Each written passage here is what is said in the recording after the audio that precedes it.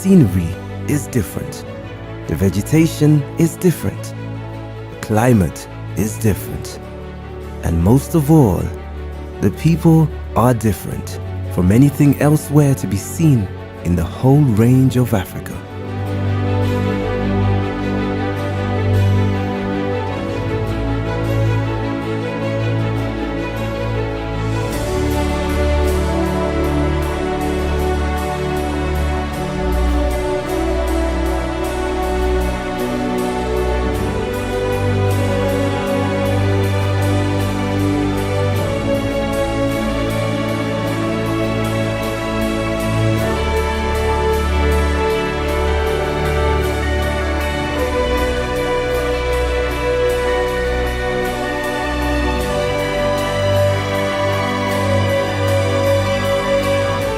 I say, concentrate on Uganda.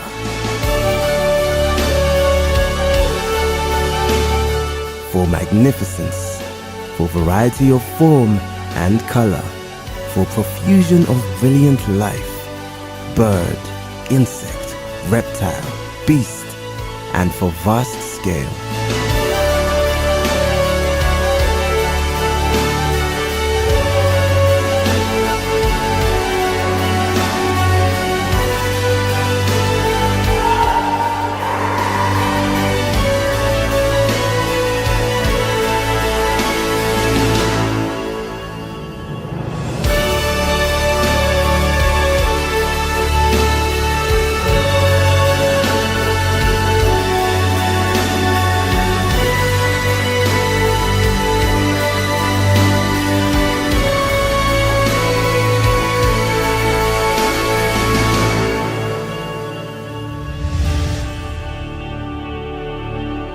Uganda is truly the pearl of Africa.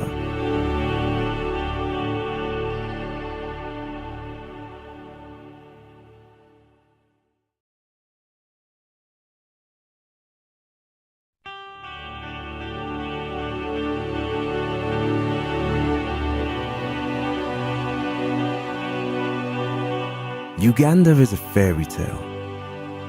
You climb up, and at the end, there is a wonderful new world.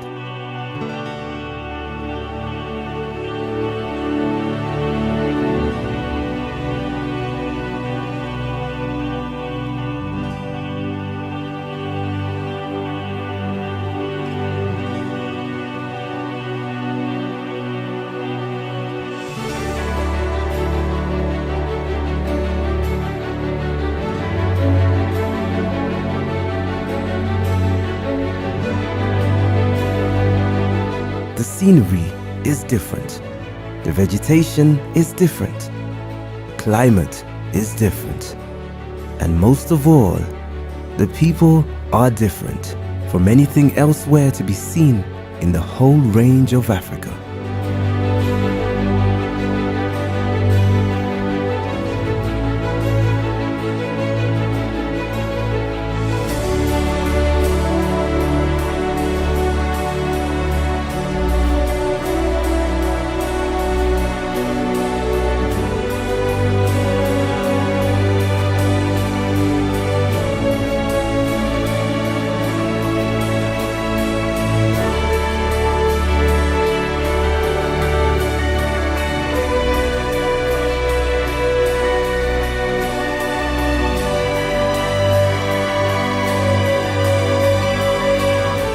I say, concentrate on Uganda.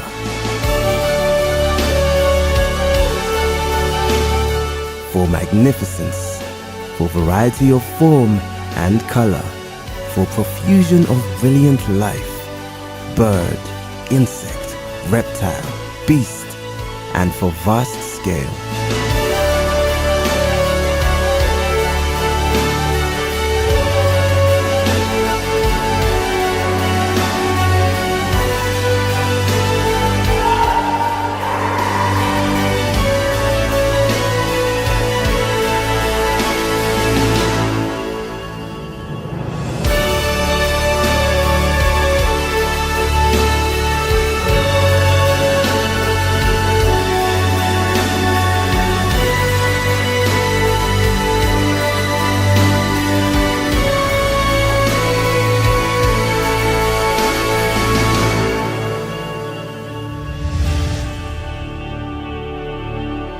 Uganda is truly the pearl of Africa.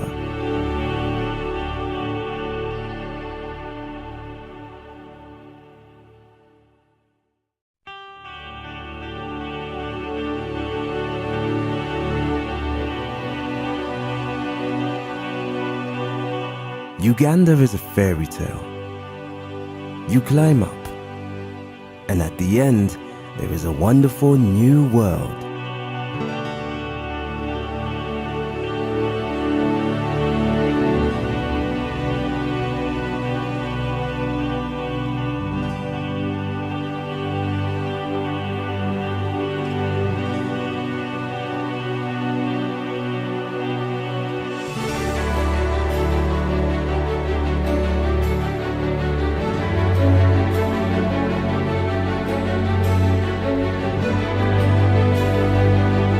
The scenery is different. The vegetation is different. Climate is different. And most of all, the people are different from anything elsewhere to be seen in the whole range of Africa.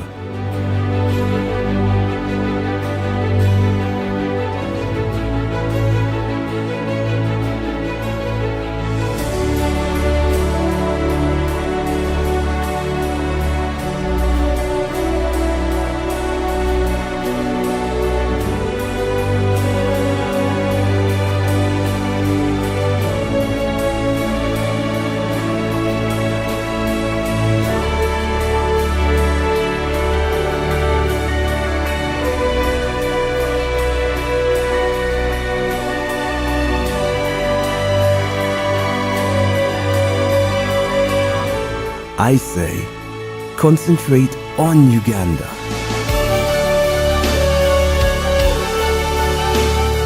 For magnificence, for variety of form and color, for profusion of brilliant life, bird, insect, reptile, beast, and for vast scale.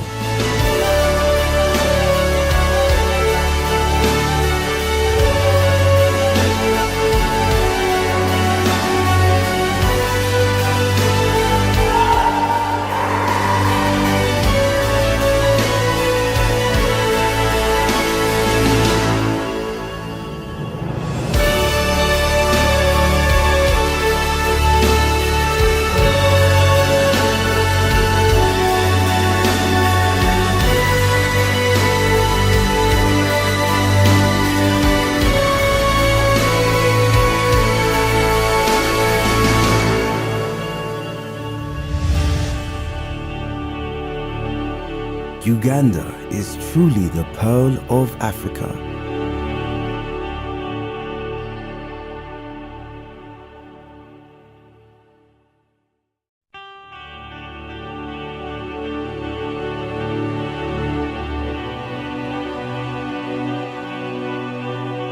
Uganda is a fairy tale.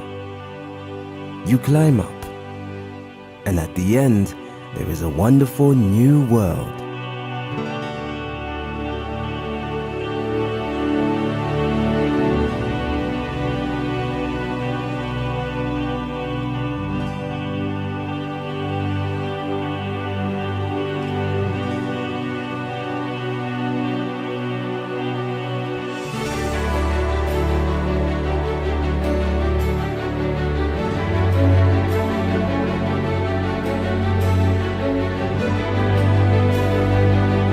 The scenery is different. The vegetation is different. Climate is different. And most of all, the people are different from anything elsewhere to be seen in the whole range of Africa.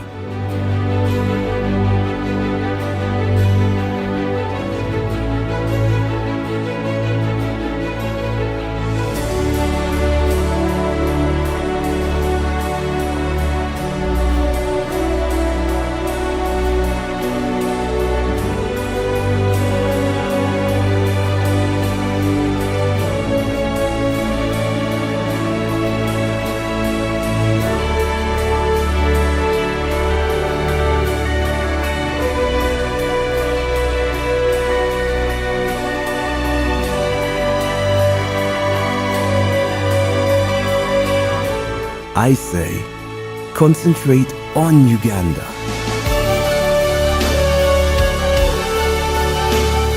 For magnificence, for variety of form and color, for profusion of brilliant life, bird, insect, reptile, beast, and for vast scale.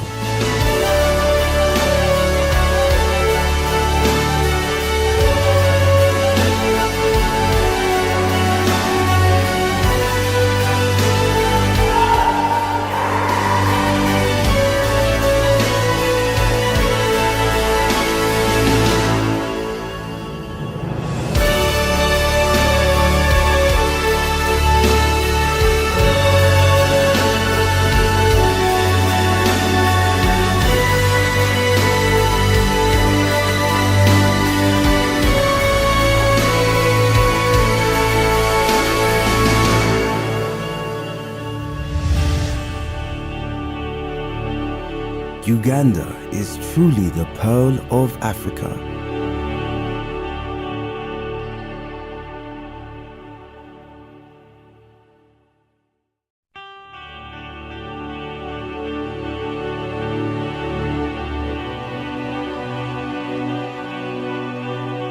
Uganda is a fairy tale. You climb up, and at the end, there is a wonderful new world.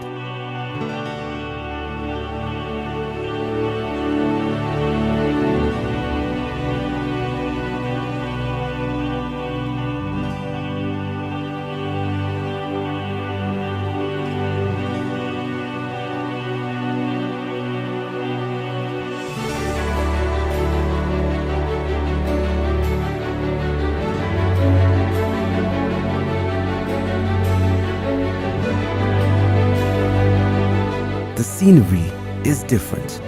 The vegetation is different. The climate is different. And most of all, the people are different from anything elsewhere to be seen in the whole range of Africa.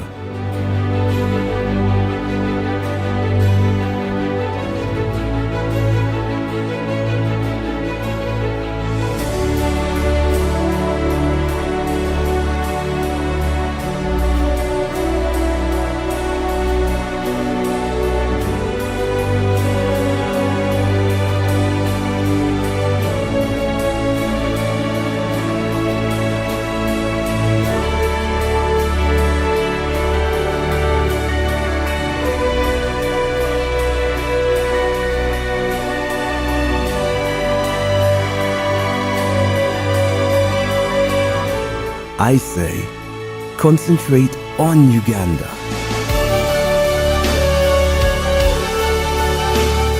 For magnificence, for variety of form and color, for profusion of brilliant life, bird, insect, reptile, beast, and for vast scale.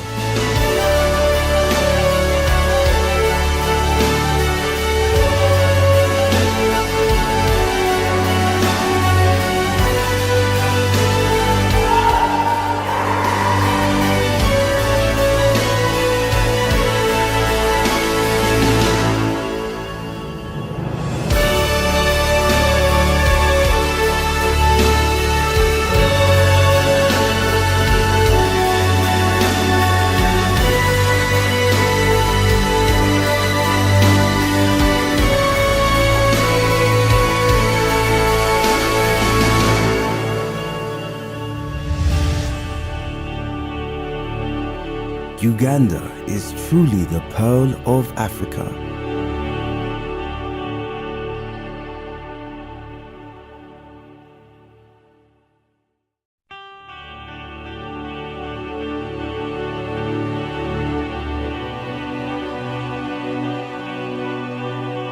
Uganda is a fairy tale. You climb up, and at the end, there is a wonderful new world.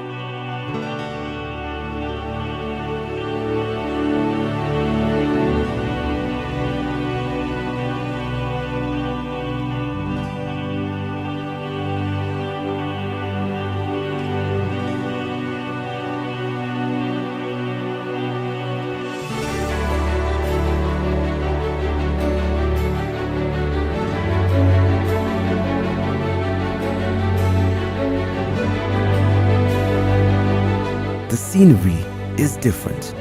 The vegetation is different. Climate is different. And most of all, the people are different from anything elsewhere to be seen in the whole range of Africa.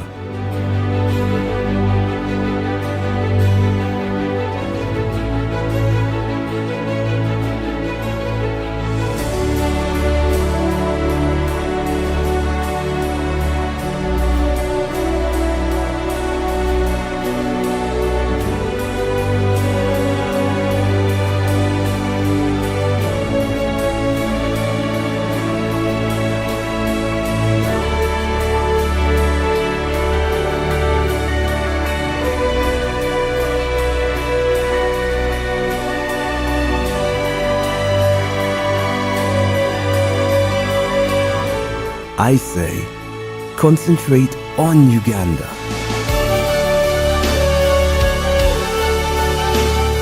For magnificence, for variety of form and color, for profusion of brilliant life, bird, insect, reptile, beast, and for vast scale.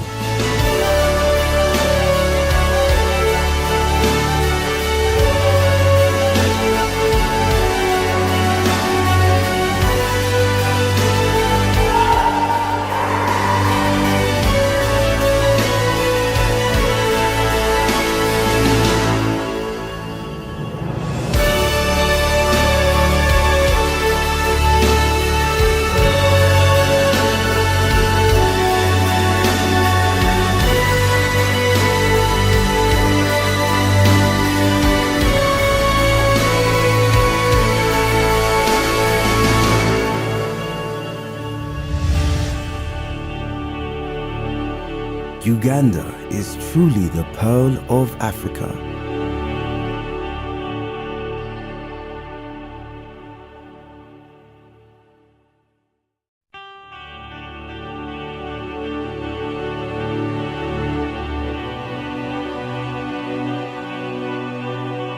Uganda is a fairy tale. You climb up, and at the end, there is a wonderful new world.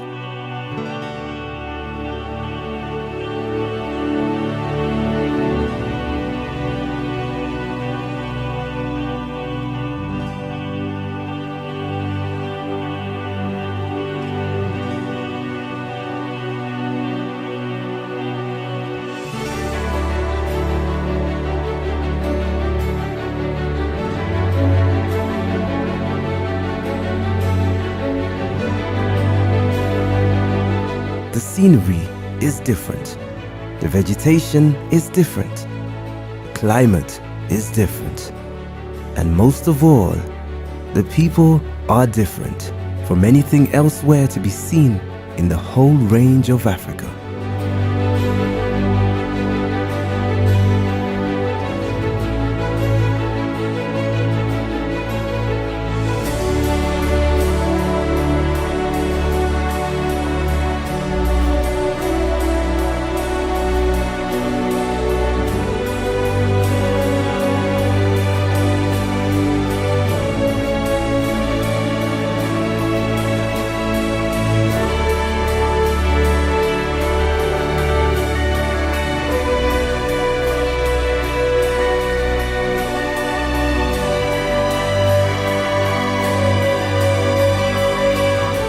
I say, concentrate on Uganda.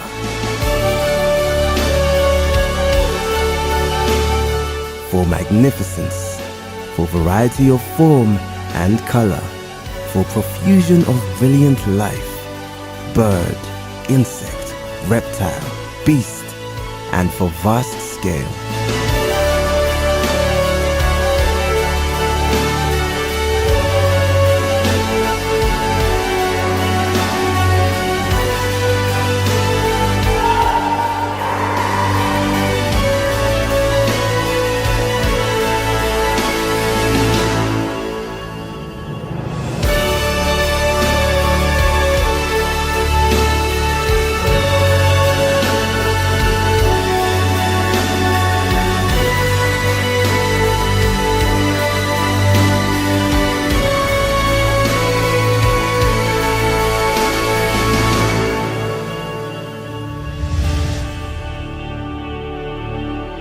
Uganda is truly the pearl of Africa.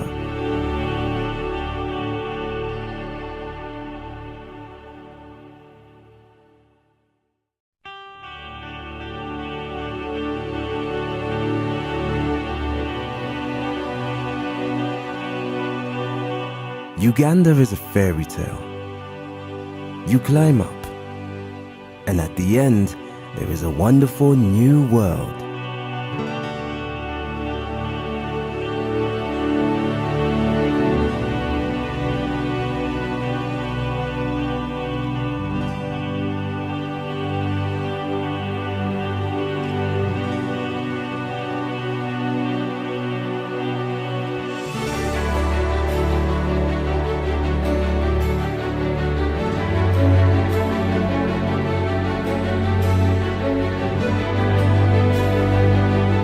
The scenery is different.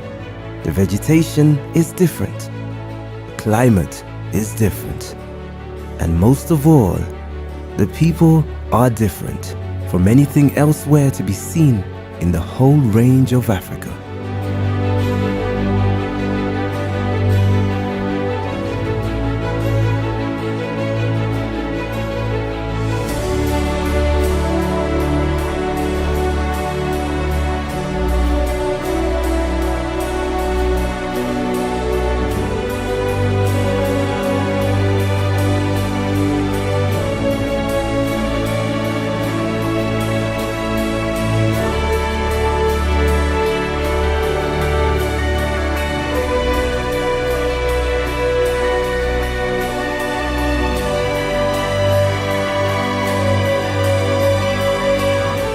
I say, concentrate on Uganda.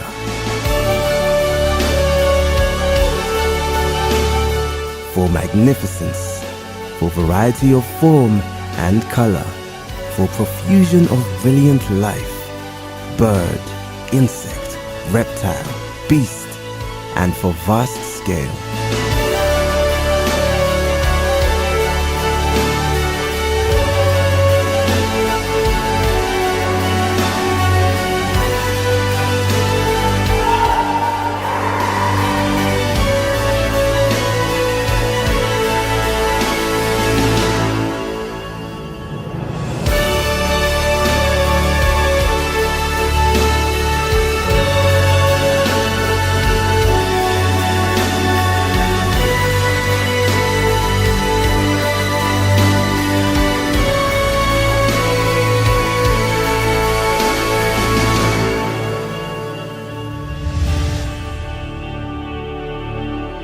Uganda is truly the pearl of Africa.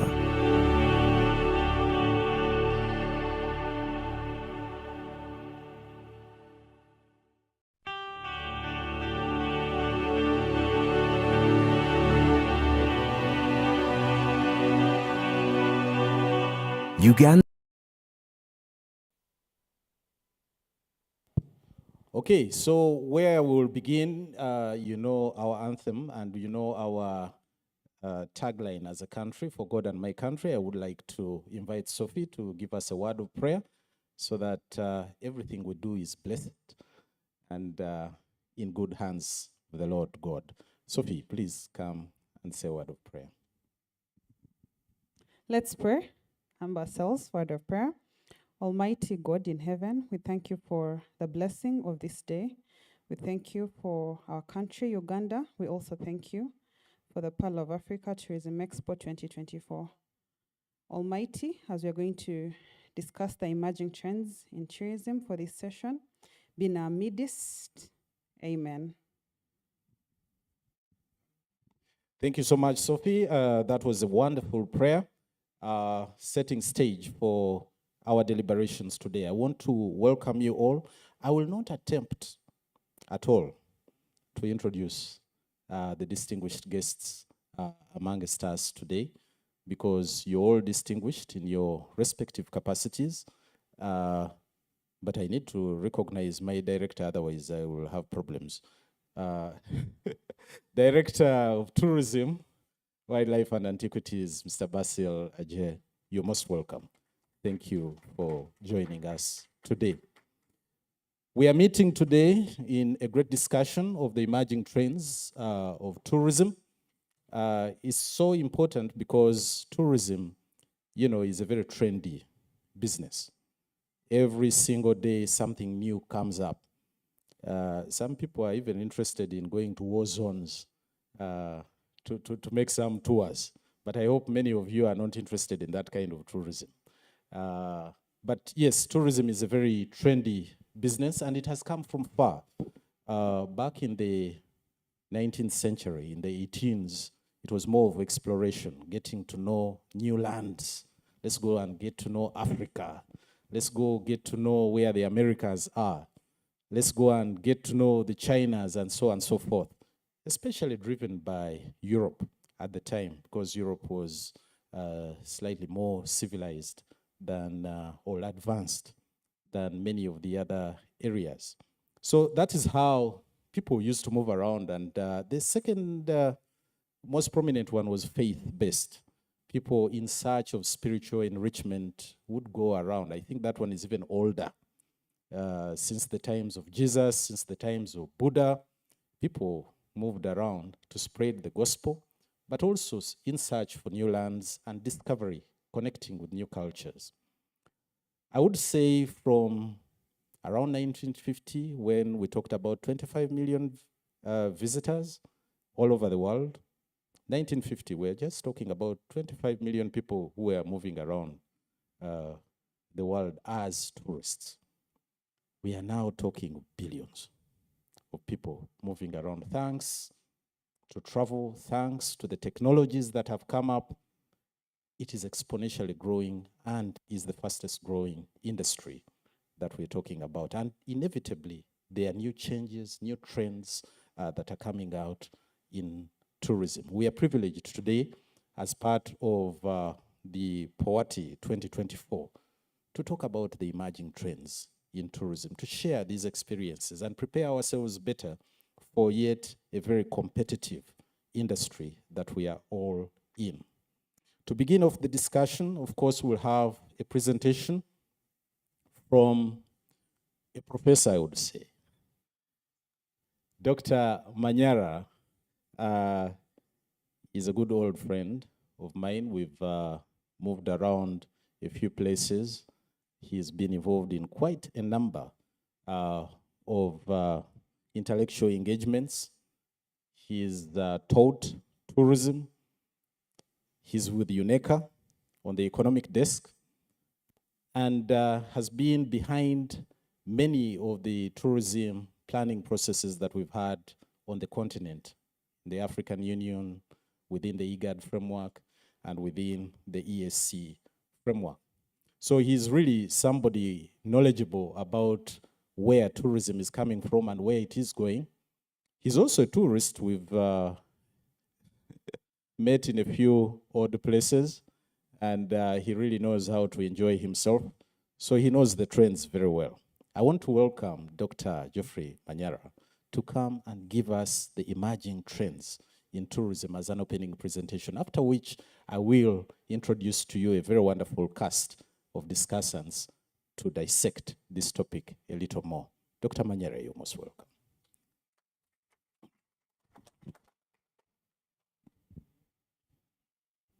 Yes, thank you very much, Mr. Liazi, for that introduction. I'm not yet a professor, but I think like Professor Ayorekira yesterday, I think if I'd remained in the academic circles, maybe I'll be one now. Yeah, but thank you for the introduction. I think to me is wonderful, again, to be back here. I was here last year. I don't know if I made a presentation last year, but again, I think these trends really have not changed much. I've been asked several times to talk about emerging trends, and I think this is something that is gaining, can I say, momentum in the African continent, because we really want to know where we're headed as a continent when it comes to tourism. So it's a discussion that is really, that I'm very, very interested in, because I feel that the time has come for Africa to start rethinking tourism and to see how best we can move forward. I'm happy because we're having this Pearl of Africa Tourism Expo These are some of the examples that are being used to change the way we see tourism in Africa, and I think it's a good initiative.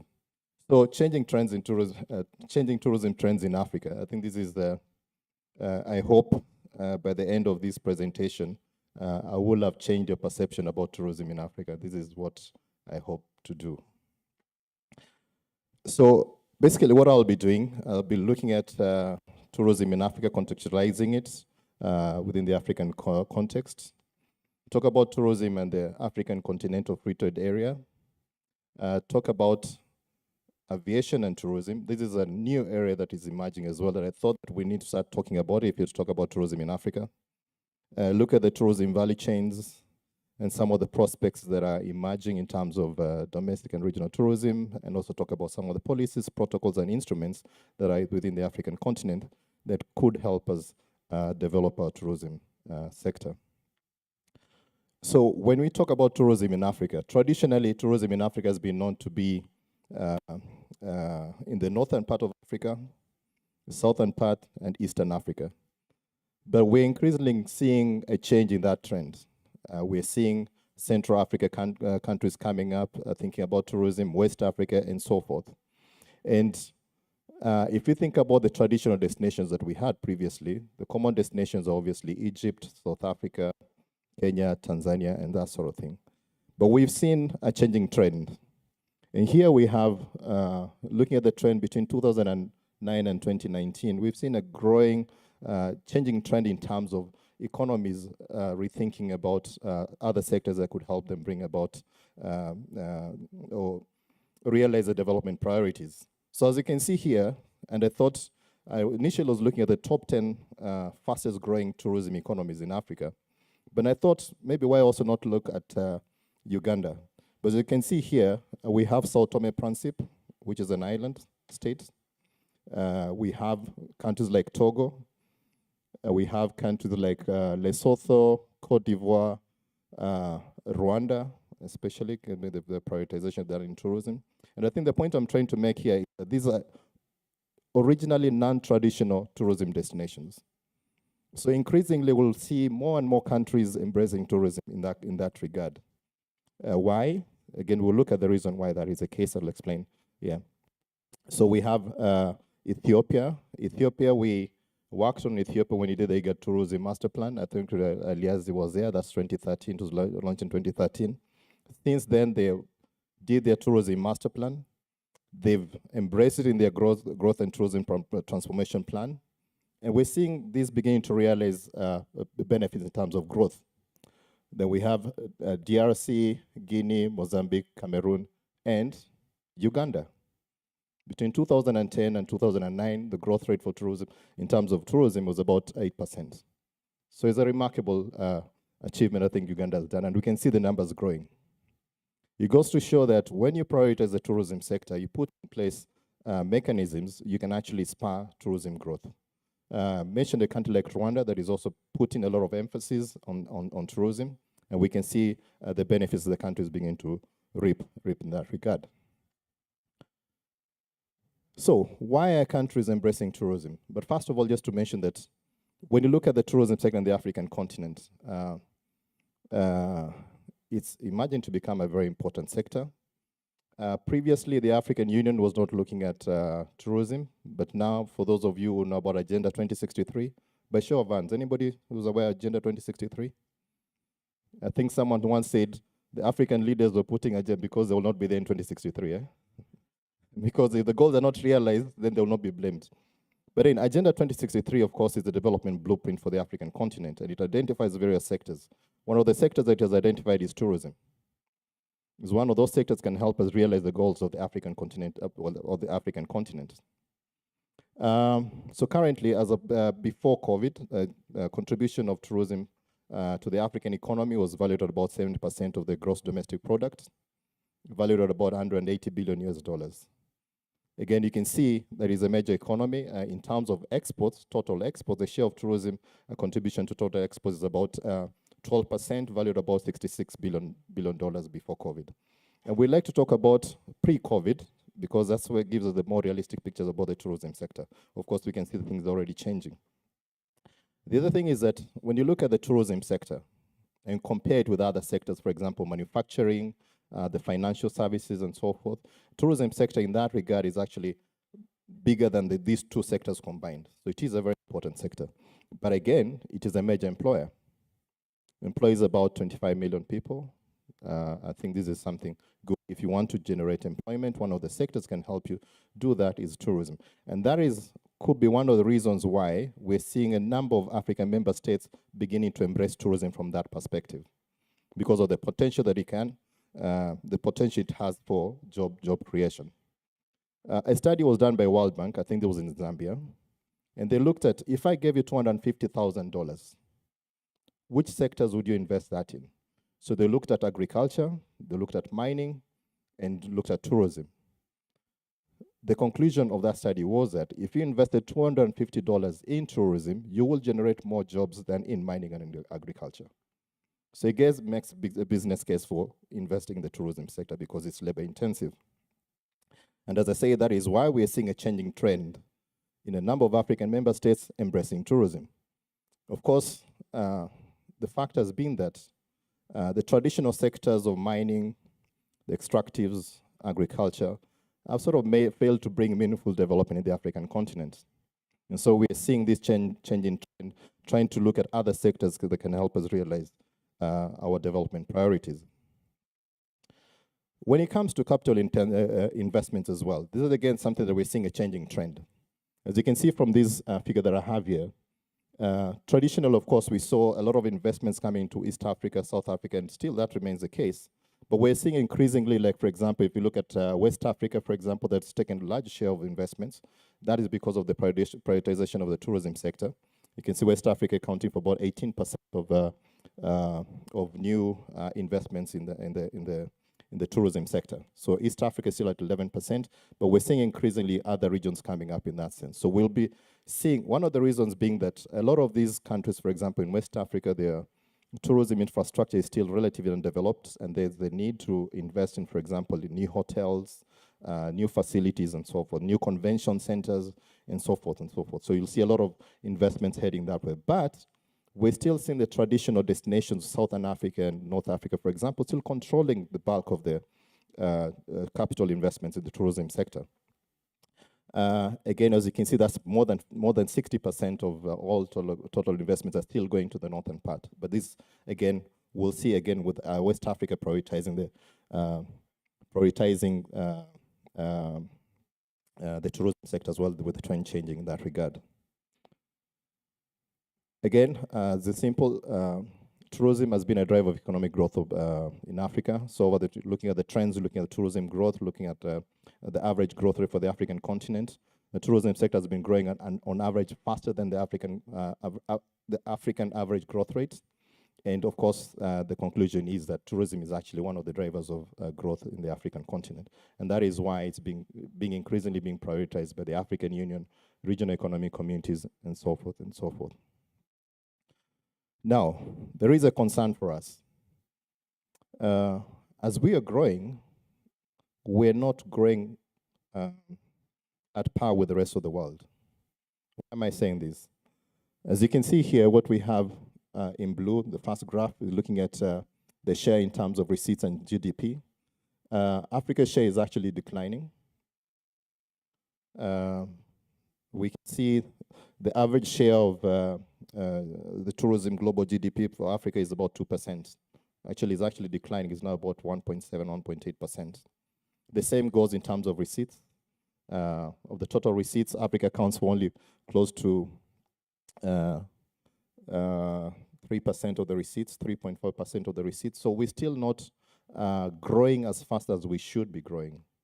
And I think we'll see why that could be the reason, because we really need to enhance our competitiveness to start tapping into some of this. But again, I'll look at some of the reasons why this could be. Now, the other thing that concerns us also is that when tourists come to Africa, they don't spend as much as they do with the rest of the world. Average spend globally is about $1,000. And we're looking at the trend in Africa. These are hovered around $600. Yeah. So when you talk about the safari, we really need to start questioning some of the models of tourism that we have.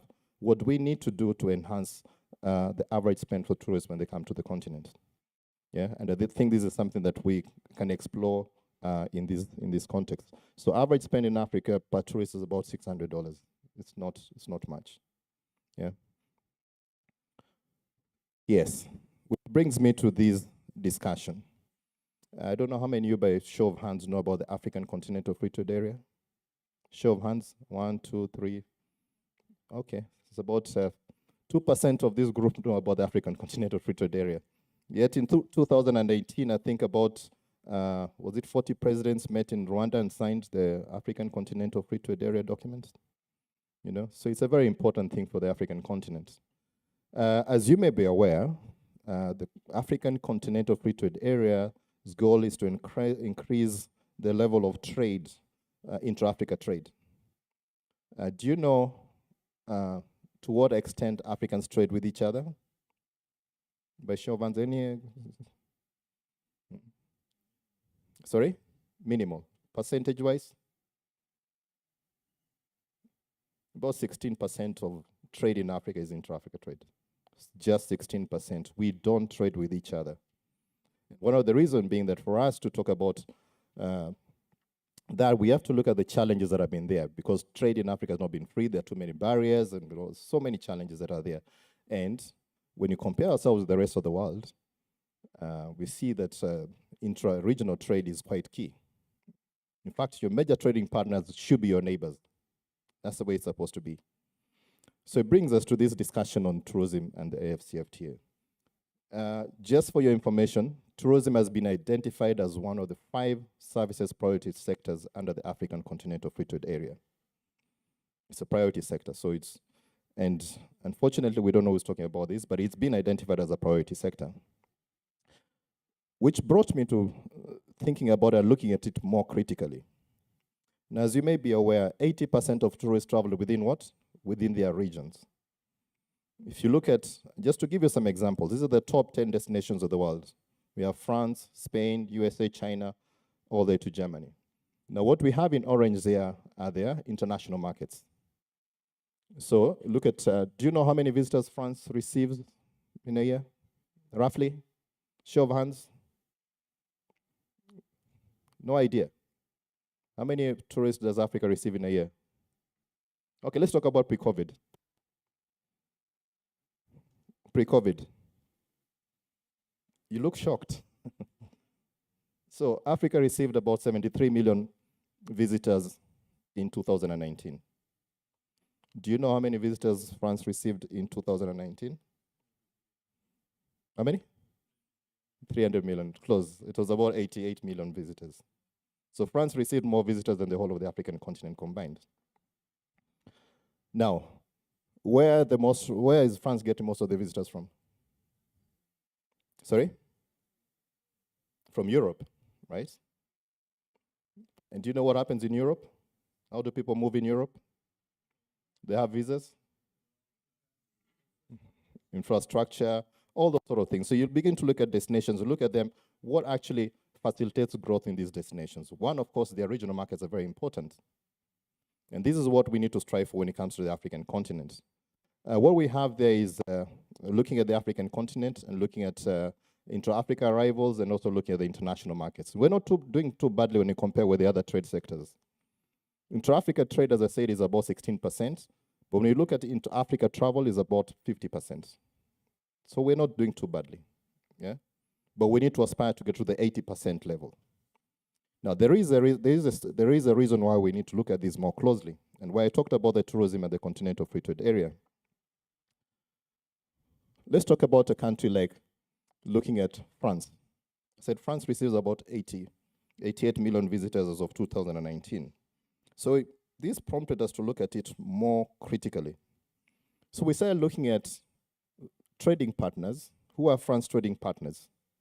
Is there a pattern with its tourist markets? And clearly there is a pattern. So one of the leading markets for France is Germany, and it turns out that Germany is also its leading trading partner. So there is a relationship between what? Tourism and trade. And this is a narrative now we need to start thinking about, to see how we start convincing our policymakers to start thinking about tourism differently. Because when you come to governments, talk about tourism, oh, tourism is just people traveling, there's no, you know. But now we can clearly see there's a pattern when it comes to, if you want to grow our trade, we must talk about tourism. Now I looked at another country, Thailand. The reason why Thailand is very interesting is because it is a top tourism destination in terms of arrivals. It's ranked about number 10. But when it comes to tourism receipts, it's ranked 4th in the world. Do you know how much money Thailand generated from tourism in 2019? So over $60 billion.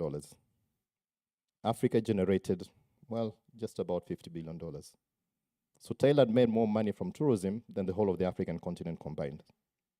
But then again, if you look at its leading markets and looking at its trading partners, there is a pattern there. So there is a strong message we can send out there that for us we need to change the narrative of the tourism narrative. That's if you're to realize the goals of the African continental free trade area, we must talk tourism. This is the narrative we need to change. For policymakers, when they're making argument talking about this case, we must change that narrative. I think that is very clear. So this prompted us also to do a further study. So we looked at, can this actually happen in Africa? Can this manifest itself in Africa?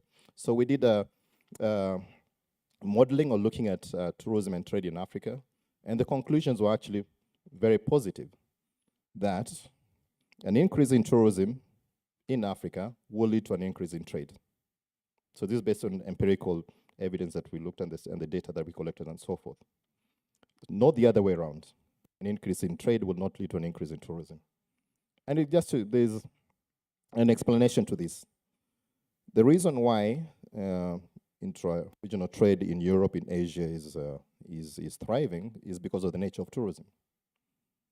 Why do people travel within the European continent? Do they have national parks? Do they? Where do they travel to? They travel to their cities, they travel to, it's maybe based on contemporary culture and so forth and so forth. If we are to encourage intra-Africa tourism, where do you think the Africans will travel to? Where is Jim? We did the ESC tourism marketing strategy the other day. It was a big challenge because the focus of that ESC tourism marketing strategy is on promoting intra-ESC tourism. That's the main focus, not position the ESC as a single destination, but first and foremost to see how best we can encourage East Africans to travel within their boundaries. What can Tanzania sell to Kenyans? What can Kenyans sell to Tanzanians? What can Ugandans sell to Rwandans? What can Ugandans sell to, and vice versa? So once you start thinking in that perspective, then you start developing unique, tourism products that appeal to the regional markets. And this is a point we're trying to bring across. We need to start rethinking about tourism in Africa. The future of tourism is not in the national parks. You have to realize that. We have to move away from the national parks. Let's start thinking about other concepts of tourism that will help us spur intra-Africa travel. So, again, a strong message that we can pass here that tourism is a pathway to realizing the goals of the African continental free trade area. Which brings me again to another pet subject here that I've been thinking about previously, most recently, aviation and tourism. Now, I was thinking of this discussion from the perspective of, we keep saying that Africa, travel in Africa, aviation travel in Africa is very expensive. I came from Rwanda, Kigali. My ticket cost about $400. It's a 25-minute flight. Was still Bujumbura, Kigali, return $600, 20-minute flight. So the cost, so something prompted me to start thinking more seriously about this discussion, aviation and tourism.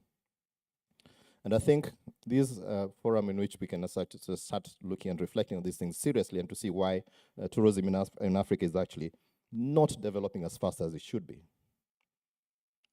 Okay. So we do know that most people access their destinations through what? Using air transport. It's about more than 60% of people travel access their destination through air transport. Of course, road transport also plays a key role, or land transport, when we look at and so forth. So it's quite important.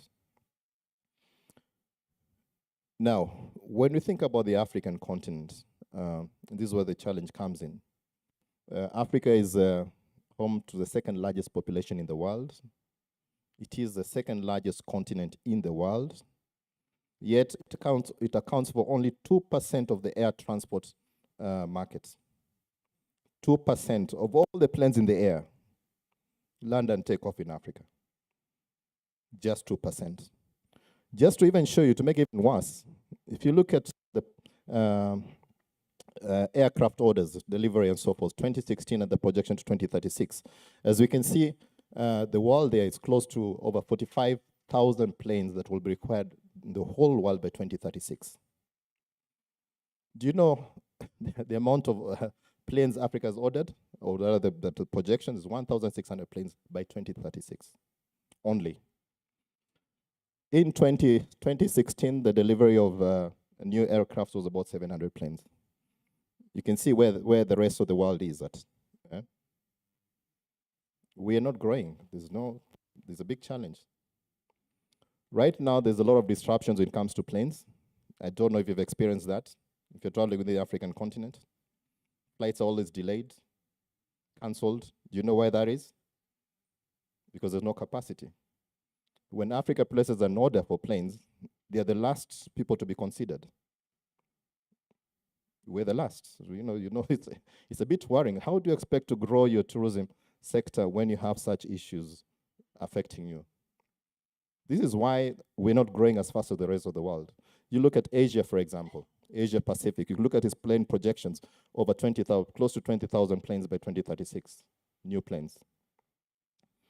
And I think this is a discussion we also need to take to our policymakers, that we need to change this narrative, this competition we have for African airlines in Africa.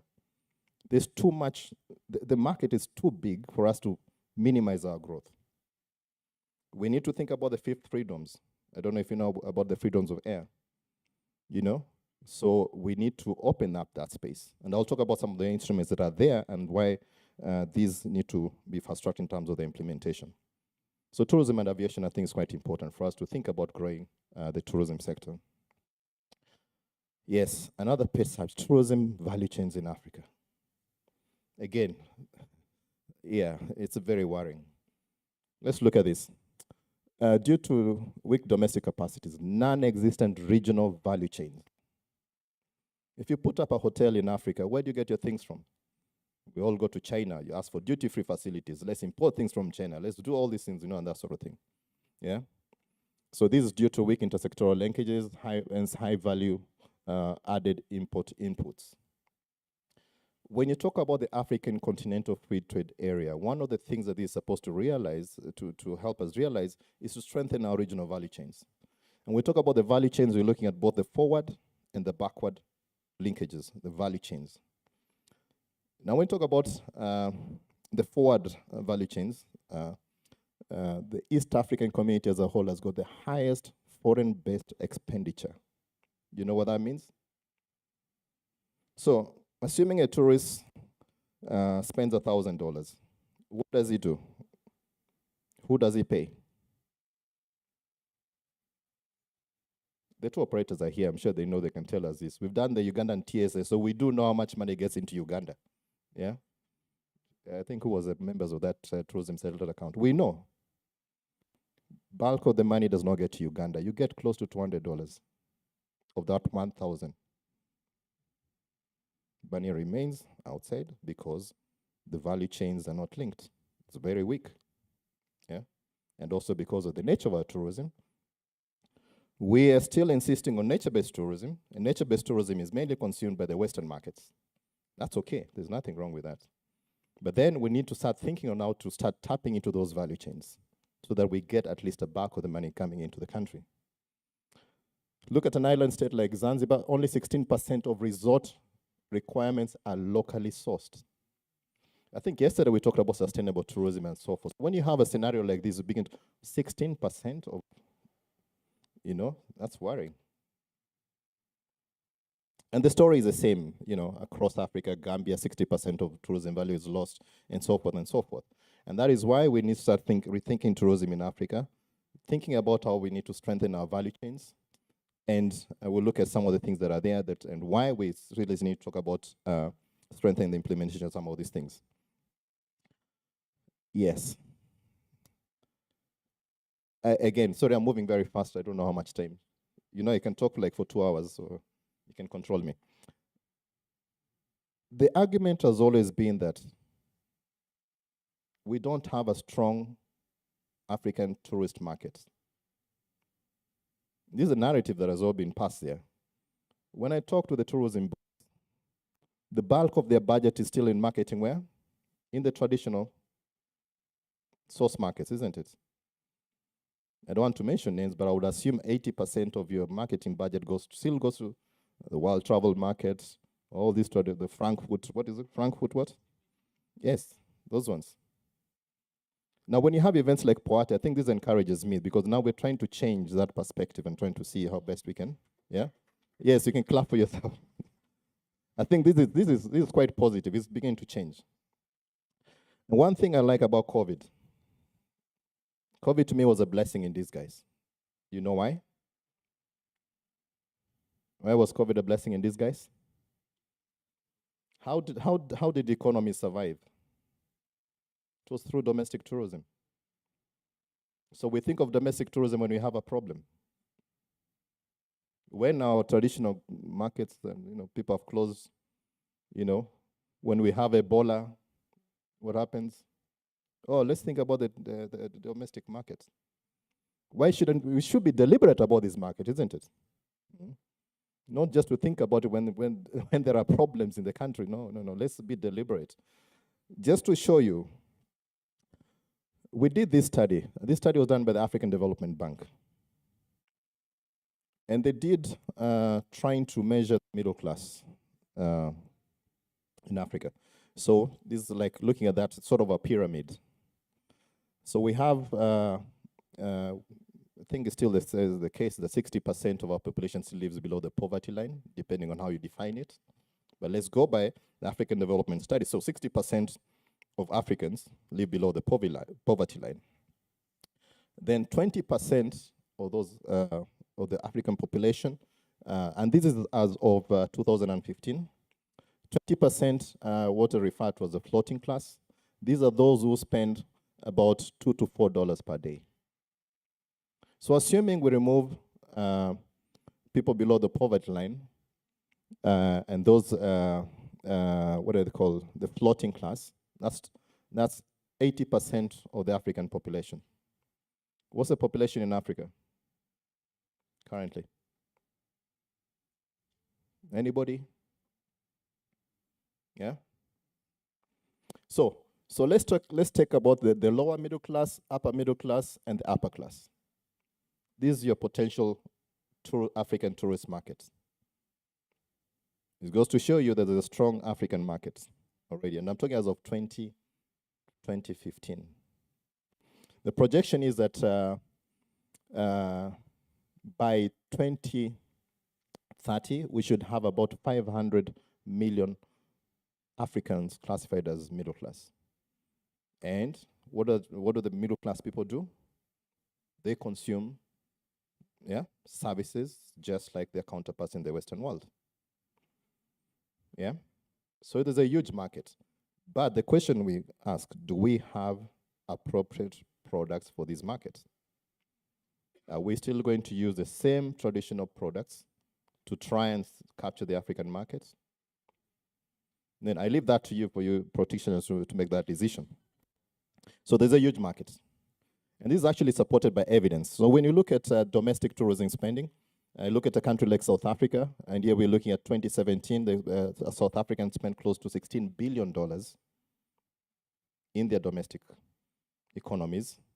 Look at a good example I talk about here in Kenya, because Kenya is actually supported by the tourism satellite account that we did for 2019. So if you look at Kenya is the one in, I can't tell the colors here, but it's like 1, 2, 3, 4, the fifth in terms of domestic tourism spending. Again, evidenced during the COVID time, domestic market is huge and it's actually grown. In 2019, the domestic tourists spent over 3 times the value of the international market. Goes to show you there's a strong market there. Yeah. Nigeria and so forth and so forth. Let's talk about outbound tourism. Again, you can see here we have South Africa. Nigeria, as of 2019, spent more money than South Africans traveling outside the countries, over $6 billion, and so forth and so forth. So when you're looking at that in terms of value, there is a strong market in the African continent. But the question we ask ourselves, where are Africans traveling to? Certainly not to the African continent.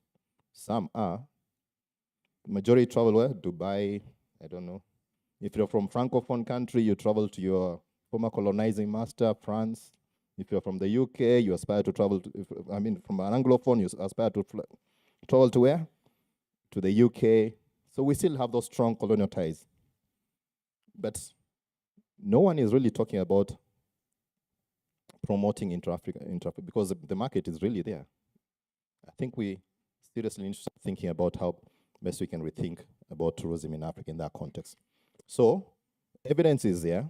There's a huge market, domestic, regional, and so forth. I'm not really touching on the international markets because I think countries are really know very well about those markets. We're just looking at the alternatives that are there within the African continent. Having said all that, they say that Africa has got very good policies, instruments, and so on. Let's look at some of them. In 1991, the treaty establishing the African Economic Community, there's Article 65, that talked about promoting intra-Africa tourism. This is what actually established the African Union, as we know it today, the African Economic, the Abuja Treaty sometimes is called, and so forth. So already is there. There was already thinking about intra-Africa tourism. Then we have, at the regional economic level, we have COMESA, for example, that also been thinking about tourism. The SADC, they have a protocol on the development of tourism. We have regional initiatives. For example, we just talked about the East African Community Tourism Marketing Strategy. We've just finished the IGAD Tourism Master Plan, and we're now in the next phase of the Tourism Master Plan. ECOWAS as well is thinking about tourism. As I said, now there's a shift towards West Africa, also thinking about the tourism sector.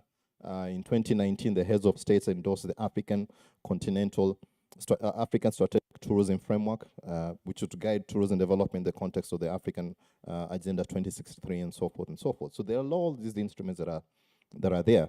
And then we have other instruments, protocol on trade in services.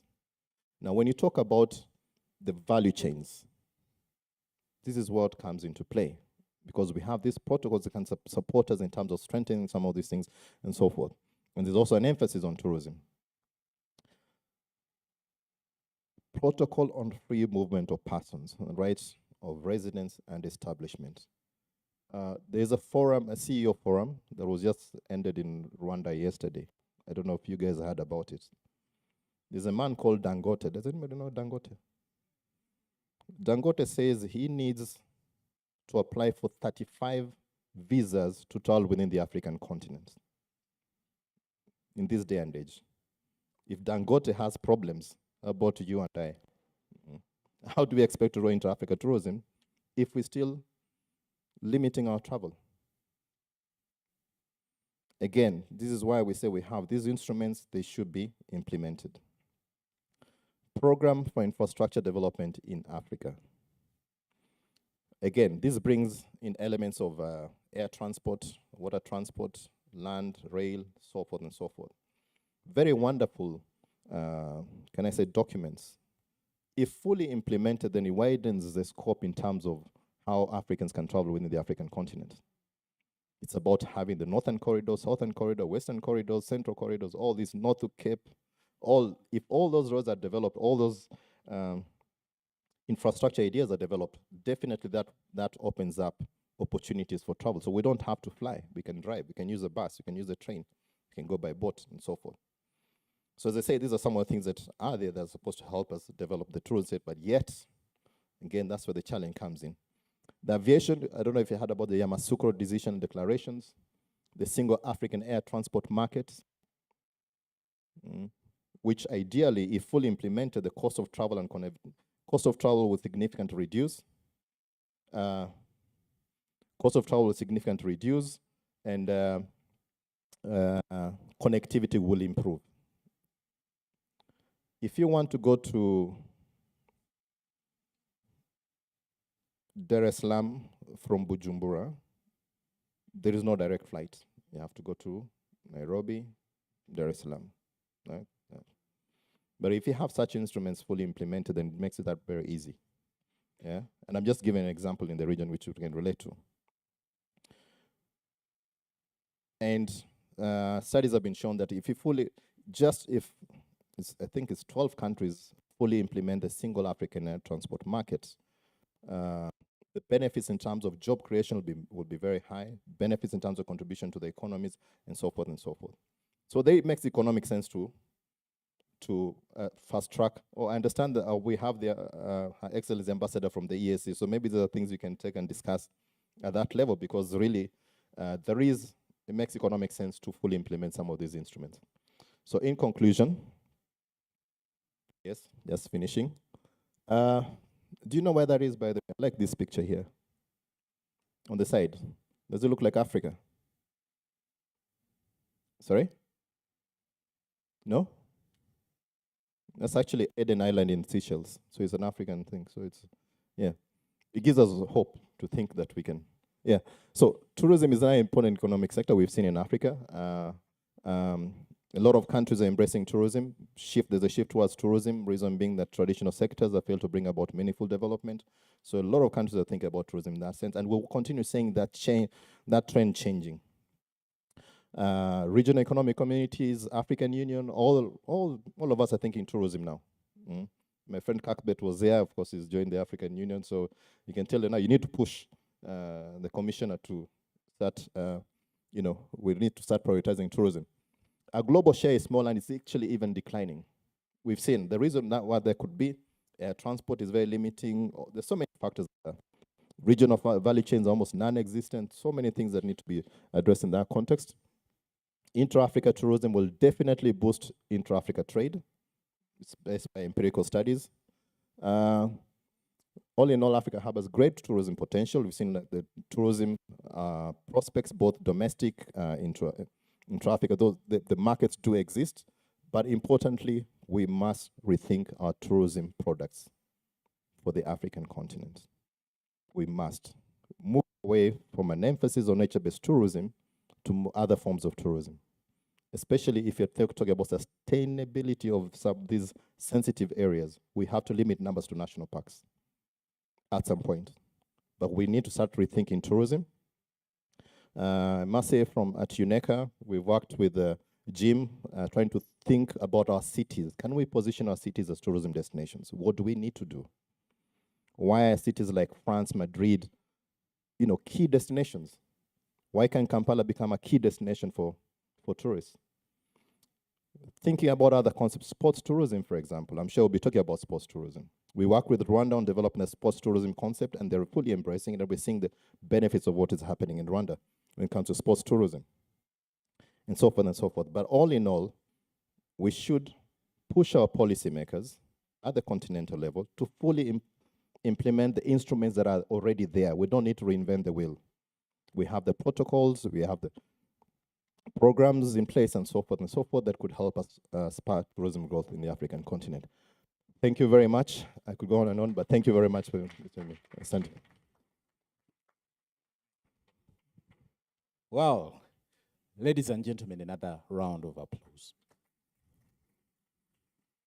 Thank you so much, Dr. Manyara, for dissecting this so well. Doctor, I think you ended up scaring us more than you're just distributing bad news. There are a lot of points of reflection that Doctor has ably brought out, and I think it sets stage for the great discussion that we're going to have with our interesting panel. Of course, I will invite Doctor to come back for the panel as well. I'm sure at a later stage you have quite a number of questions for him as well.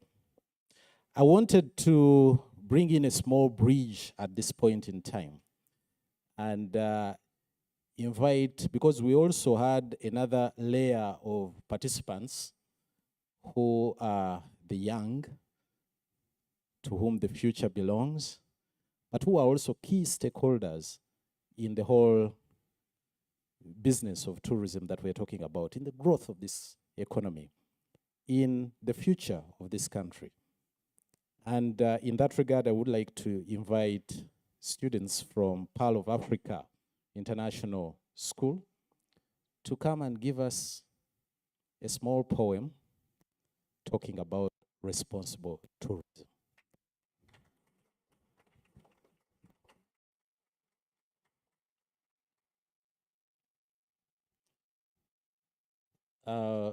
You will say something about them and invite them on stage as well.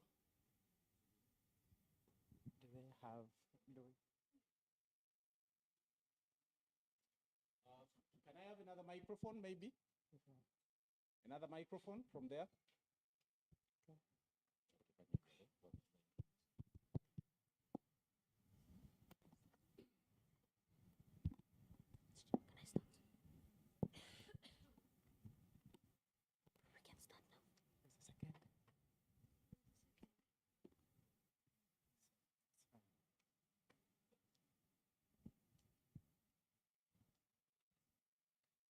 Good morning, Uganda.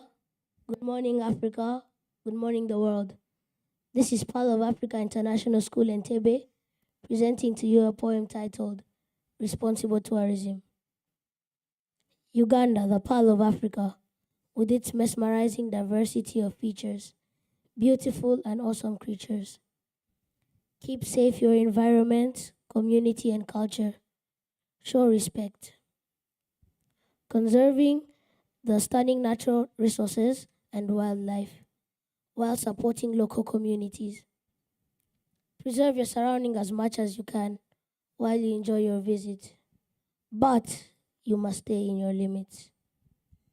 Being a responsible tourist is not bad. It makes the earth feel glad.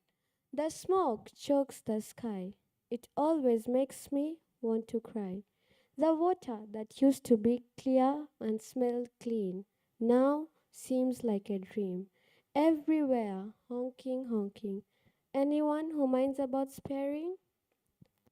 Let's pick up trash as a solution to avoid the pollution. We as responsible tourists should take a step forward for a better tomorrow. To make the world a better place, we must invest in preserving the environment and local communities and creating destinations that are sustainable for all to see. From the majestic mountains to the sandy shores, tourists and locals alike must take controls to reduce our carbon footprints and protect wildlife and ensure future generations will have a nice world. The lush green surrounding is now brown and still. Be a responsible tourist without a want but a will. We will protect the treasures beneath the sky. Otherwise, trees will start saying bye. We will protect the treasures beneath the sky. Otherwise, trees will start saying bye. Be gentle and mild to keep wildlife wild. Look around you. All this is litter. The environment is now very sore and bitter. The songs of the river, the rhythm of the air, all now have nothing to spare. Last but not least, be polite, not rude. Come on, don't tell me that you're a prude. Respect other cultures with hearts open wide. Once again, be a responsible tourist with great guide.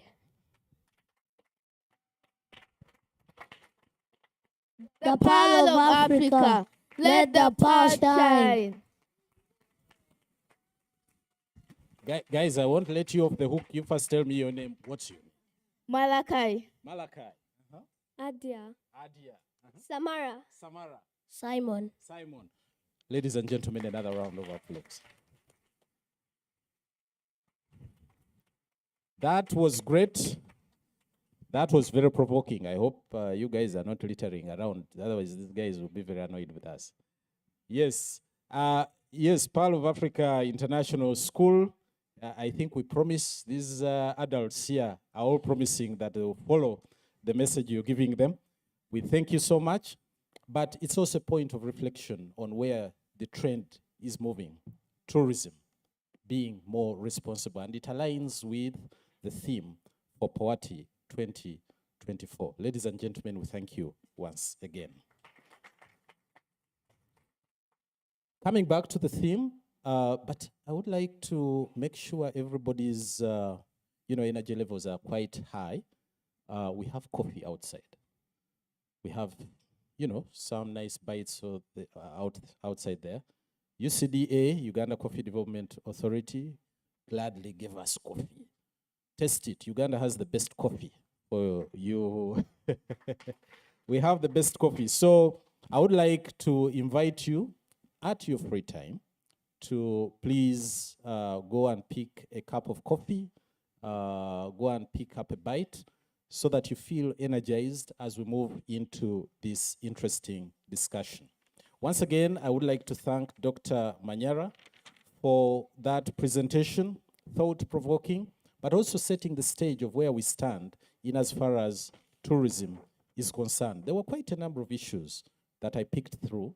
And of course, as we invite him back to be part of the panel, I noted the issue of inter-Africa trade that we need to really emphasize. I noted the issue of travel facilitation, the visa issues that we really need to think through quite a lot. The issue of aviation and tourism. When you talked of getting to Bujumbura and you have to first move all over the world, it's not very interesting. Neither is the cost of travel. I still argue with our Kenyan friends why we need to spend $600 to travel to Kenya. It doesn't work. Most of these European nations, you can travel for $50. Of course, there are those nice late night, travel. You can do at $50 and you move around. And that really contributes to the movement of people. It eases the movement of people. No one wants to spend so much traveling to the destination. He wants to spend more at the destination. And the weak value chains really was off-putting. If we are only spending 16% within ourselves, the rest we are importing, that is very troublesome. There are a number of troublesome issues that you pointed to, but you also pointed to the future, where we need to stand. Allow me to invite you once again to take a seat. We'll be firing a few questions to you. In addition, I would like to introduce an interesting panel that we're going to work with in dissecting this issue of the emerging trends in tourism. I think here is good for you. There. Yes, now that you settled, allow me to invite also the sports guru, Mr. Ambrose Tashovia. He's the chair of the National Council of Sports. He's an avid sportsman, and you can see a 6-footer as well. So naturally, you know he's a basketballer. He's played basketball for this country. Not only has he played for the basketball, but he has also coached it. How are the Chambogo Warriors, Chief? They are coming back soon. Right. Ambrose will be talking about sports tourism and how good we're moving this. He's managing a very chaotic sector. You think tourism is chaotic at times.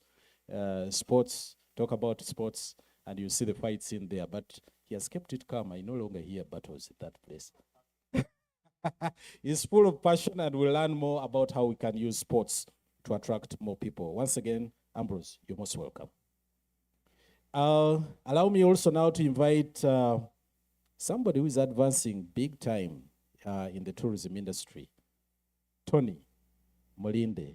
Tony Mulinde manages the Speak Uganda Holidays. Sorry. Tony is also a board member of the Uganda Tourism Board. He's also the vice chair of the Association of Uganda Tour Operators. He's a man very passionate about tourism.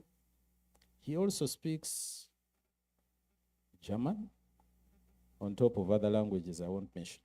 But Tony really understands the trends that we're talking about in the tourism industry, and will speak more about tourism and the new trends with Tony. Tony, you're most welcome once again.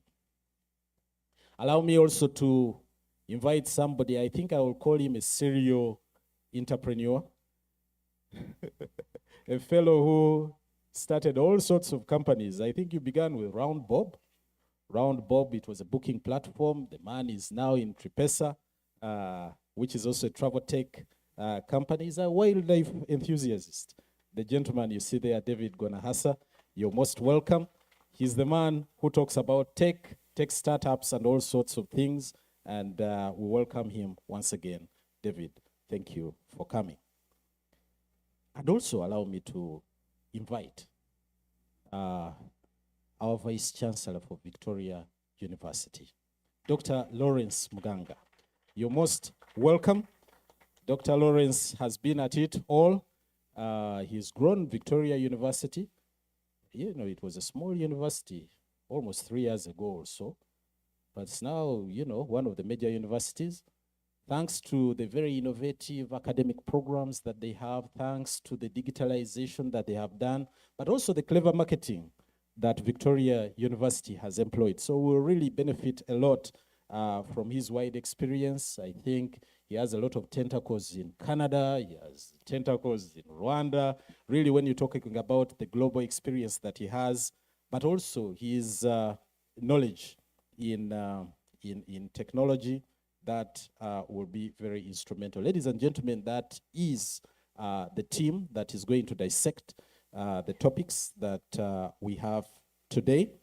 And I'll raise a few questions to them. What we're going to do is I'll raise a few questions guiding the discussion that they're bringing to us. And they will give us just a small snapshot of the issues as they see them. Then at a later stage, we'll open up to you all to be part of the discussion. We would like to be out of here by lunchtime, so we'll limit our engagement, whichever contribution you would like to make. Limit the way you raise it, and of course, we'll ask you to introduce yourself for purposes of knowing who we are dealing with, and that would be quite helpful. I wanted to begin with Ambrose. You know, sports is the new way we need to move into. It attracts big numbers. Sports attracts big numbers. We are looking forward to the games in 2027. Yeah. And we're getting prepared for them. It's a new trend. Really, when we're talking about sports, you'll talk about the marathons, you will talk about basketball itself. We have our Shikrens who are doing great, dancing around. I hope they are winning as well. They do. How do we get sports to promote tourism, Ambrose? First of all, thank you.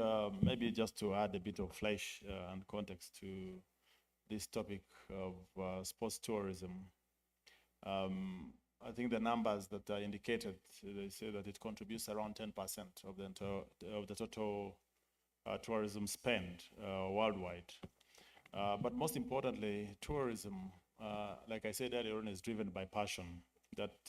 Sports is driven by passion. So as such, anything that you get passion and pair it with, it burns into the person, and it leaves very strong memories of the place. So if you hold an event in a country and you go there for sports, you will end up doing so many other things. But there's always going to be that thing at the back of your mind that you relate that country with. And it leaves lasting impressions the second and the third time you'll be able to come to that country. Now, sports tourism is an interesting form of tourism that and it rotates around events of sports. The biggest events that we know about being the Olympics and the Football World Cup. Those are the biggest. The Soccer World Cup. They attract thousands and millions of people into one country, to one city. But there are other so many different events that you can always have for sport. These events bring people together, which is ideally is tourism from their countries, from their localities. And each time you move people, you move economies because a person has to eat, has to dress. I dress like this intentionally because I got this during a sports event in Ghana, All Africa Games. I said, oh wow, I must dress looking African. We are going to Rwanda. He was asking me today evening, I'm a board member of Basketball Africa League. When you see us there, most times we're all in Masaza, in a Kinyarwanda dressing and all that. So there will be the events, there will be the side events of the fashion, of the foods, of this, so much that happens with the event. Now, sports tourism has been at it for long. It's actually not new, but the big countries have understood it so well that they have always fought to host these big events by themselves. A few countries now are braving it. We saw in 2012, the first time an African country said we wanted to host the World Cup. If you remember the South African World Cup, it was a very, very highly contested hosting because people knew, or some people knew what World Cup can do when you host it. Who knew that you could be in a country like South Africa, where if you're in Santon City, you are better than one in Europe. If you're in Cape Town, you're better than one in Europe. But another 1 hour, you're into the wild.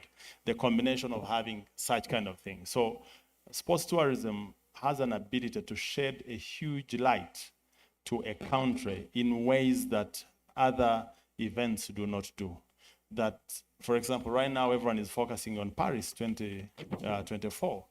In August, we're going to be in Paris. There'll be Olympics, but many will end up on Champs-Élysées shopping. They'll end up in so many other big resorts spending money. And that's what we would wish to participate in as Africa. But to do that, there has to be a deliberate, we're talking about infrastructure earlier on, we're talking about connectivity, okay? But beyond that, sports is specialized, is played on specialized arenas and courts. You must be able to construct that. You must be able to put up infrastructure that can attract hosting of major events. As we speak now, the focus is 2027 AFCON. Uganda right now is planning, hopefully next week we'll commit to Suma to build Hoima City. Maybe another 1 week we'll sign for Akibwa Stadium. We are just in the infancy of infrastructure for sport. So I am a board member of Basketball Africa League. I cannot say that we play here. I've met the ambassador here in Kigali watching some of these events.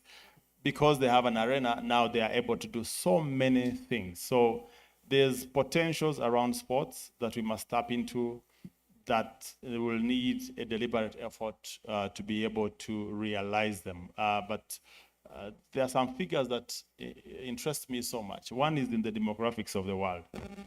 There are 2 continents in the whole world that have very good positive trends on numbers of people. Tourism involves people, okay?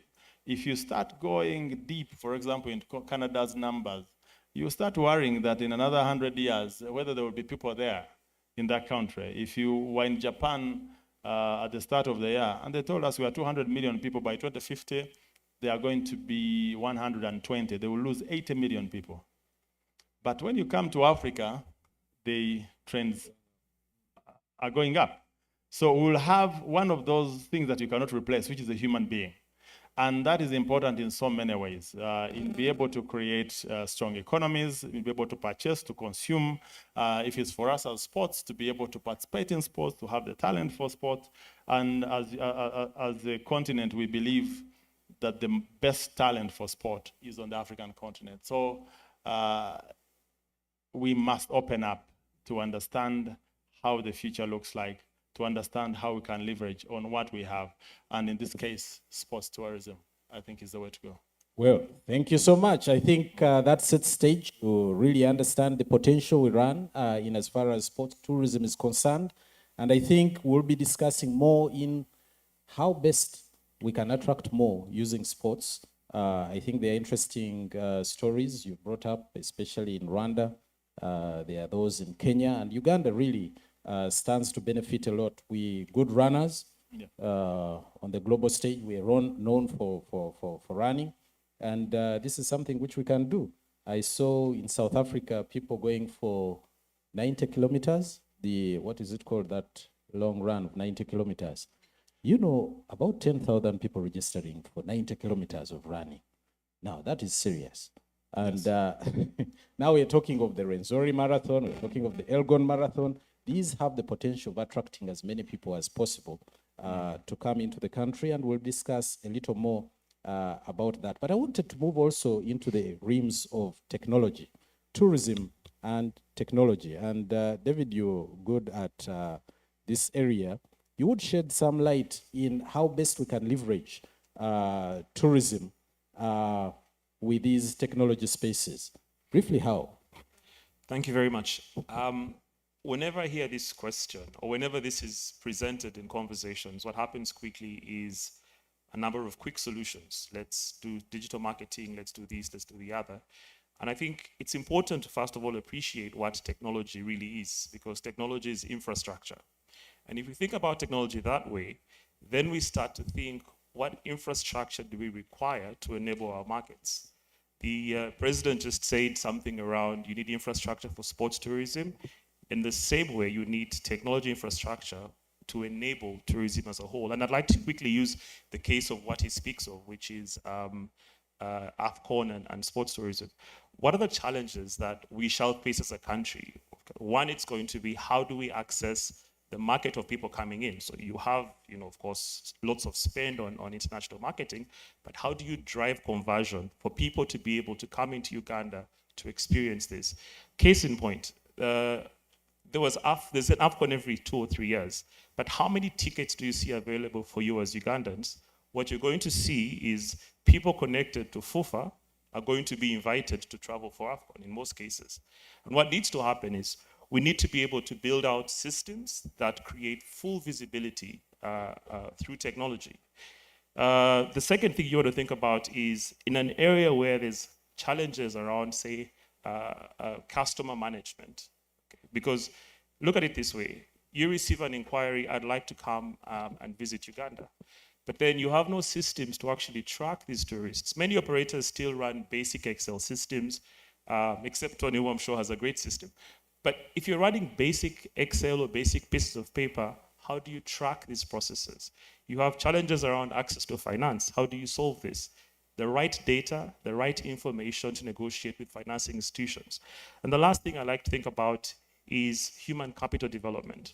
Today, what's happening in the country is there's small rooms of people trying to create training systems, or rather training programs or events and things like that. Does this achieve the scale that you require? So as a country, we need to look at technology to solve the problems that we've clearly identified. So if you're looking at, say, market access, I'll quickly just run into this. Looking at market access, one, how easy is it for a small business in Buindi to build booking tools? And you'll ask and say, is this relevant? But here is the point. I think the last, Mr. Banyara said something about, for every $1,000, only $200 is what comes to this country. That's because the guy in Buindi is not selling. He's waiting for crumbs off the table because, yes, you're able to buy something. So how do you empower them to be able to sell directly? How do you empower what you call upselling? Because it's the strongest thing in many developed economies. When you land in a hotel, you immediately begin to get options of things to do or things to buy. In Uganda, you land in Kampala, and the first thing you get is a driver who is complaining about Uganda's politics. By the time you get to the hotel, you're so scared you want to stay in the hotel as opposed to going anywhere else. The other thing is, how do you increase distribution? Okay, so distribution is channel management. If you went to many platforms, so Safari Bookings is doing pretty well, but there's 1,000 Safari Bookings or similar platforms that are providing information. How do you do that? How do you enable access to CRM tools? All these things as a whole fit into technology. And I could go on and on because, think about the competition. There's a company called Karatunga here. Karatunga has used technology to very effectively build and distribute a completely new destination.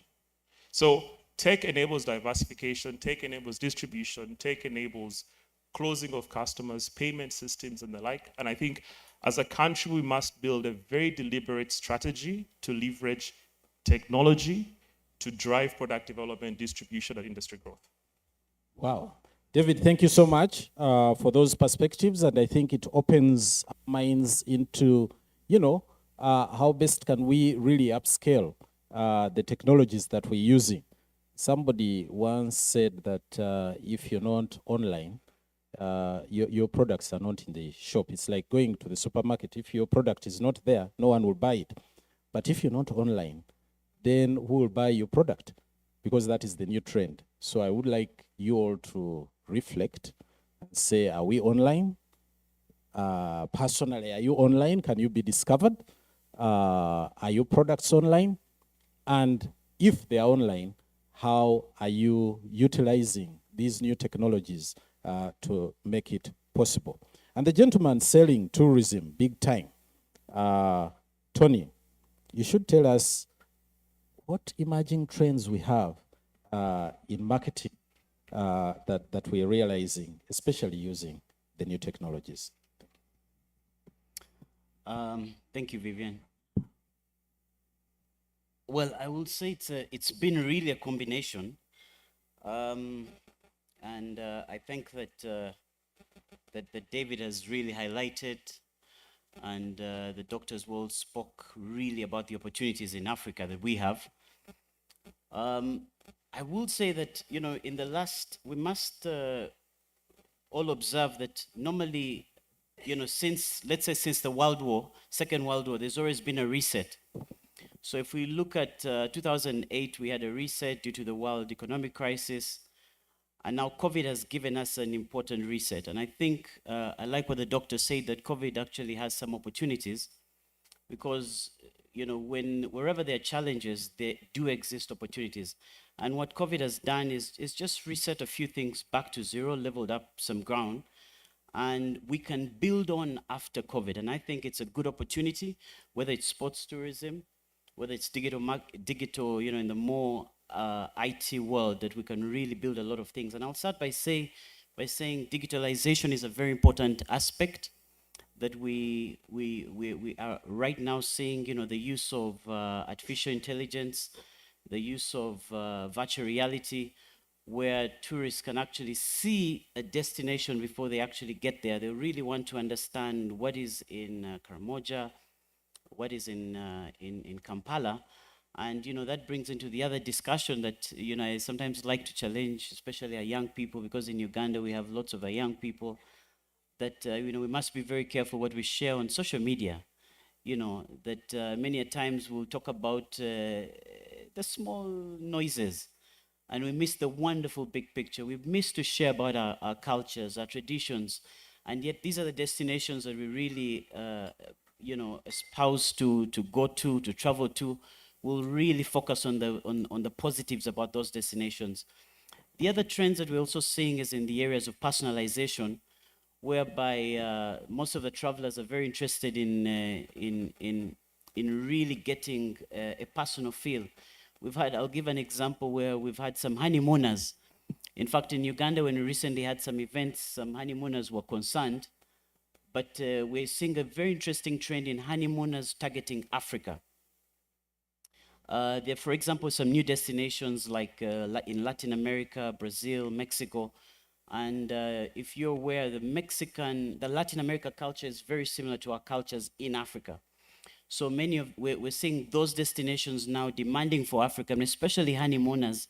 And you'll find that a honeymooner, sometimes we're being asked that, can you please put a photo of this couple's wedding? So while they're flying from their wedding destination, they want to find a framed photo in their room at Latitude or Sheraton or Serena, and they want to have a photo, welcome Mr. Liazi and Mrs.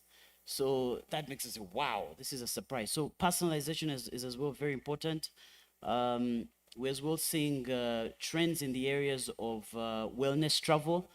People are now more conscious about, they want to come to a destination, but not only do they want to see what's special about it, but they want to come back more enriched, whereby it's not only in the physical health, but rejuvenation, so looking at more Also, do you have an area of yoga? Do you have an area of a spa?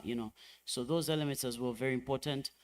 We're as well seeing trends in the direction of community and emphasis to community. So, and that we must ask ourselves the question as in Africa, that are we celebrating community? Community is very important because, for example, if you're looking at an urban community, what is the urban community talking about their area? Even if it's in a slum area, even if it is Kibera, even if it is Katanga, we must be able to tell the story. You will recall that we had from the chess tournament, from the movie Katwe, yeah? That told the story of Katwe, and we've had tourists coming to Katwe. I recall I had a walk along the railway line just right after COVID. I think I was with David actually, and we had a walk along the railway line, and I can tell you it's an amazing walk, just within the local line, the railway line, and looking at communities, slum communities, the way of living, and you will be amazed. And even within Africa, we must be able to have that discussion. So the other areas, the other trends that we're as well seeing is in partnerships, in terms of influencer partnerships. Of course, still to do with a bit of digital, looking at social media influencers. Of course, we cannot forget the movie stars and the celebrities, but travel bloggers. Now, if we go back the last 20 years, marketing before used to be about, we go to the traditional markets of London, Berlin, which we'll still do. However, from the comfort of one's home, right now you can travel the world. Social media, you'll be able to know where did someone go, in Ghana, maybe you're in Ghana, you take a selfie, where's the market? Now, within that area, you'll have social media influencers that are big. Right now, Instagram and Facebook. So there's a big shift in the old school brochures, where we used to go with suitcases full of brochures to market, and now it's all about social media. It's all about, some people have a simple card that has one business card, and it's an electronic card, and it tells the whole story. So it's a big challenge that we've got to think forward, but at the same time be grounded in terms of our community, in terms of sustainability. And it's a very important theme that Poate this year has focused on, in terms of sustainability, where we really need to look at our environment. We really need to look at recycling. We really need to look at responsible travel. It's wonderful. The children did have a wonderful poem about it, that, and more travelers are asking themselves that, okay, I am giving my money, I'm investing my money, but what are you doing about the community? What are you doing about responsible travel? How am I going to travel responsibly? So that is shaping a lot of the conversation, regarding, today's and tomorrow's travelers. But I also think that the interconnection between technology, so we need to look forward in terms of technology, look forward in terms of seeing these markets as completely virgin. In fact, one of the very interesting things that I recently discovered is that in Asia, India has taken over China. Post-COVID, has taken over China in terms as a big outbound tourist market, and the other emerging markets are Vietnam. And if you look at destinations, contributors to Thailand, you have Vietnam, you've got India. And so we need to ask ourselves that these markets perhaps we need to look at, but also most importantly, for example, we have direct flights to India. Are we tapping into that market? Because they have a very strong outbound tourist market. So they are definitely very important. The world is now much closer than it was before, but there are definitely new markets that are coming up, especially Latin America, in Asia.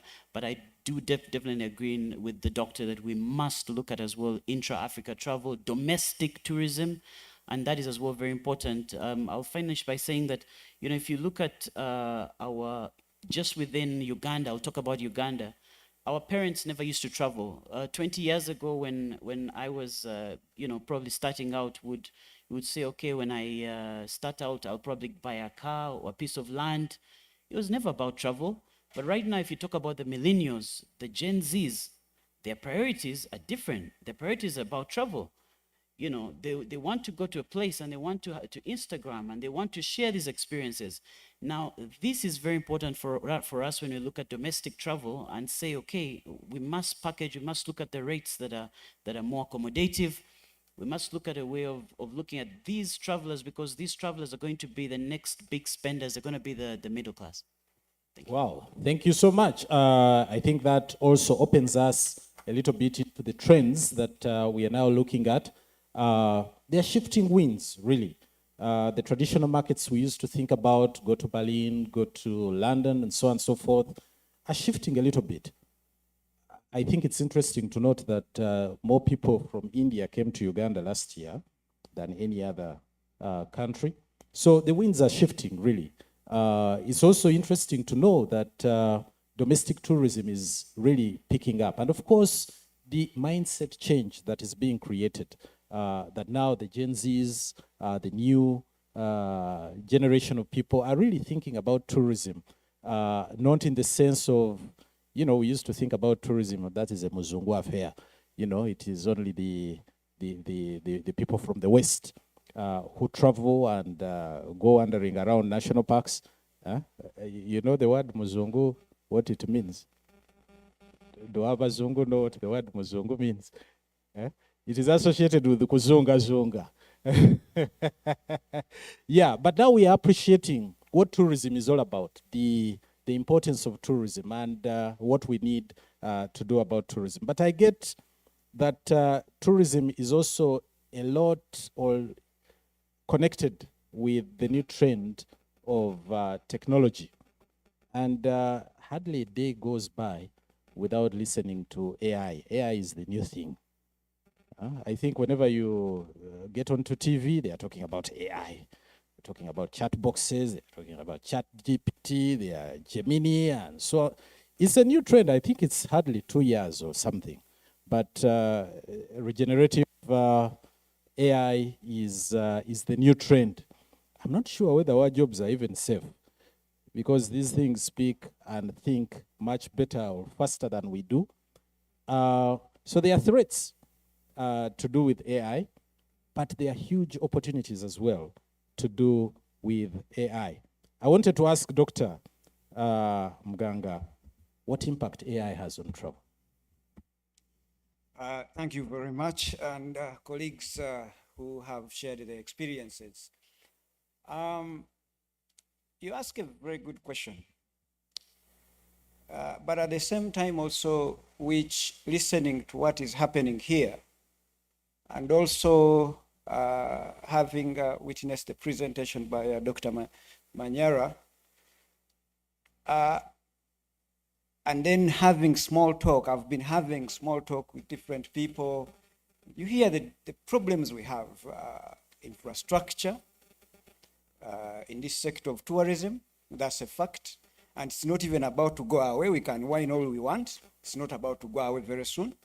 We can aspire, but aspiration is aspiration.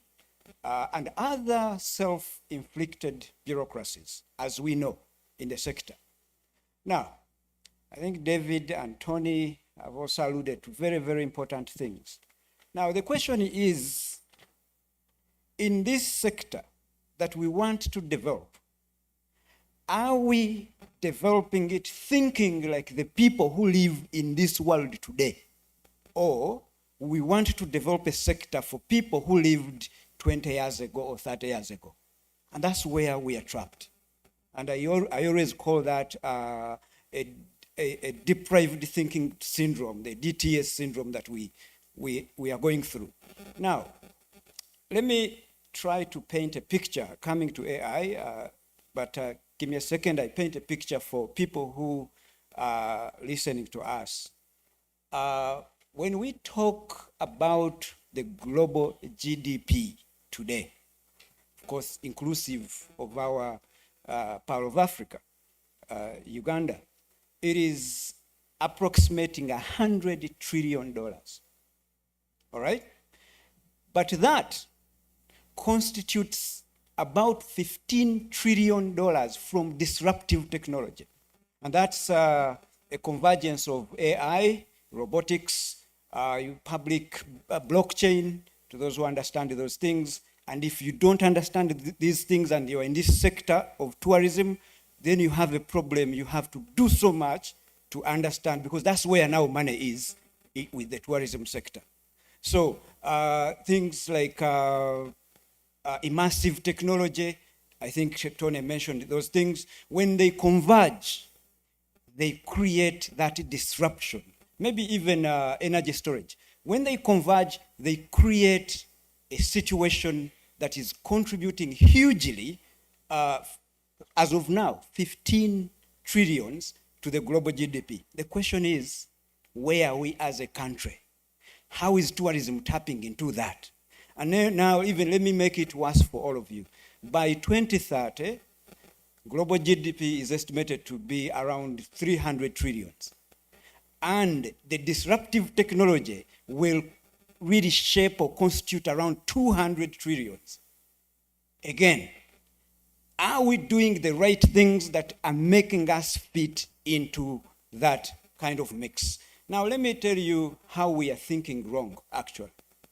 And I'm never, you talked about what we do at Victoria University. We began by thinking like the people of today, not the people of the past. Now, I want you to, everyone is thinking and passionately, how do we bring tourists to Uganda? The question, can you also think, how do we take our tourism beauties to them? How do we, I've been fortunate to travel to 51 countries, not actually as a tourist, but doing work. I wish I was there as a tourist. But there's also one thing I've noted, that the global north also, those so-called rich countries, they also have the poor that cannot travel to Uganda. But they would really love to find tourists, to see the beauty of these countries that other people who have the money, the well-to-dos in their societies, what they enjoy when they travel. Now, that's how now AI comes in. We have platforms that can create for us, like we create virtual parks. Someone talked about national parks. How do we put Maction Falls or any other Bwinde and everything as a virtual park that we can take to a Canadian who can't afford to come here, and then charge them less money, $2, $3, whenever they download it, they even open to see that. Do you know how much money will bring to this country without even them ever stepping in this country? Because they are the majority compared to the people we are looking for here. So we are not going to catch up to France. We are not going to catch up to Germany or US. Everyone here, if you say who wants a visa to go to US, everyone will board that plane. All right? So now we have to rethink technology. Tony talked about these things. Now, you talked about our jobs. Are we going to really have jobs? The good news is there is no machine called AI that is going to come and take your job. But a young man, a young woman who has understood AI will add value to what you have been doing and make it cheaper, and they will take your job.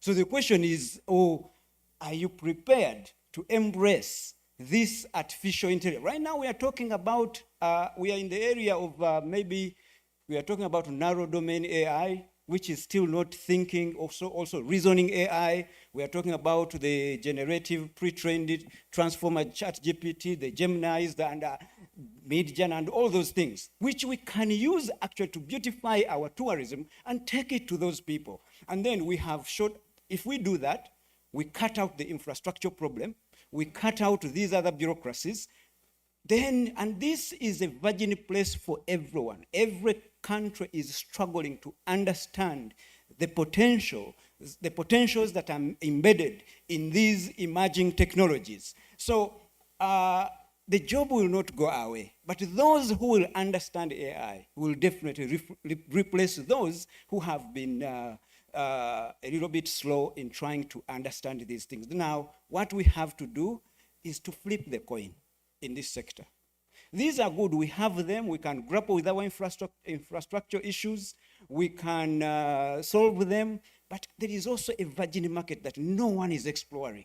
And technology, AI can give us AI, immersive technologies, Do you realize that I just need, if someone developed a very good product of everything we have in Uganda, someone in Norway just they need to wear those gadgets like headsets on there, and then they'll see the beauty of Uganda. And they are going to market us on a daily basis. And then we are charging them. And they have never stepped here, unless if you are interested in seeing physical bodies. And that's how you think we can make money.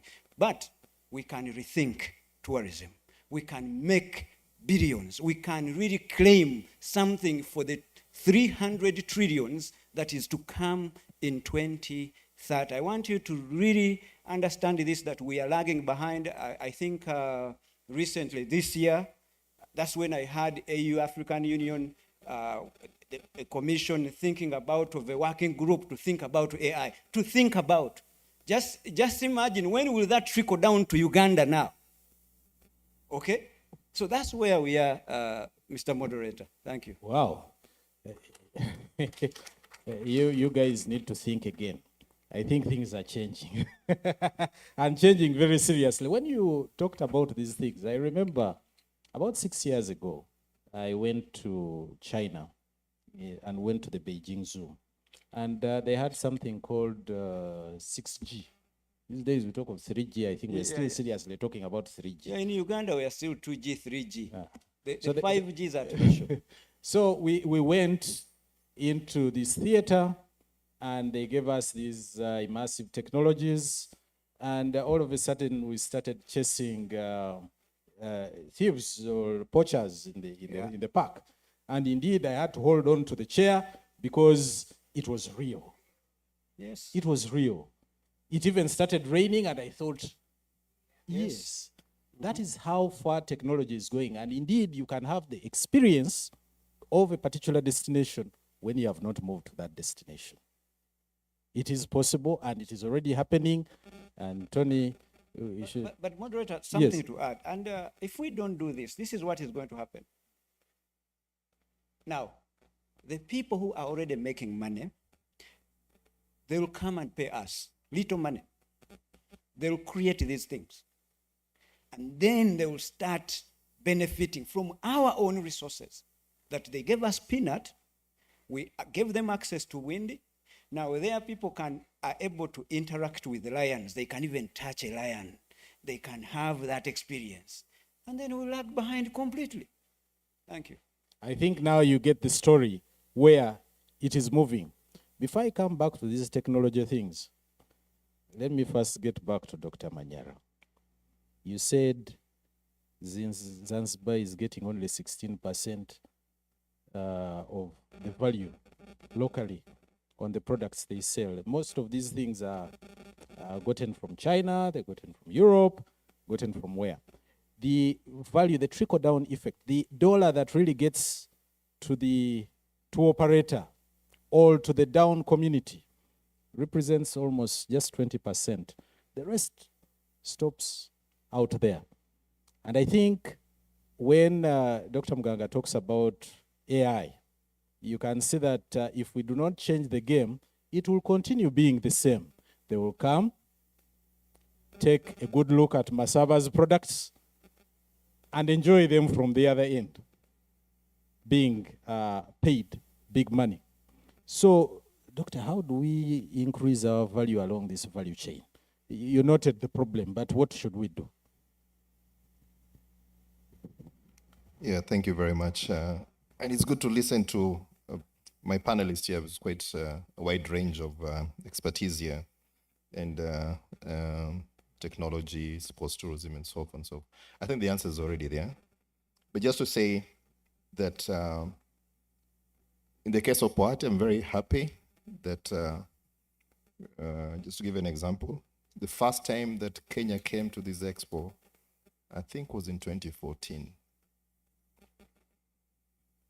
Now, I did a tour there yesterday. There's a very strong presence of Kenyan companies. Very strong, especially from the coastal region. You know why?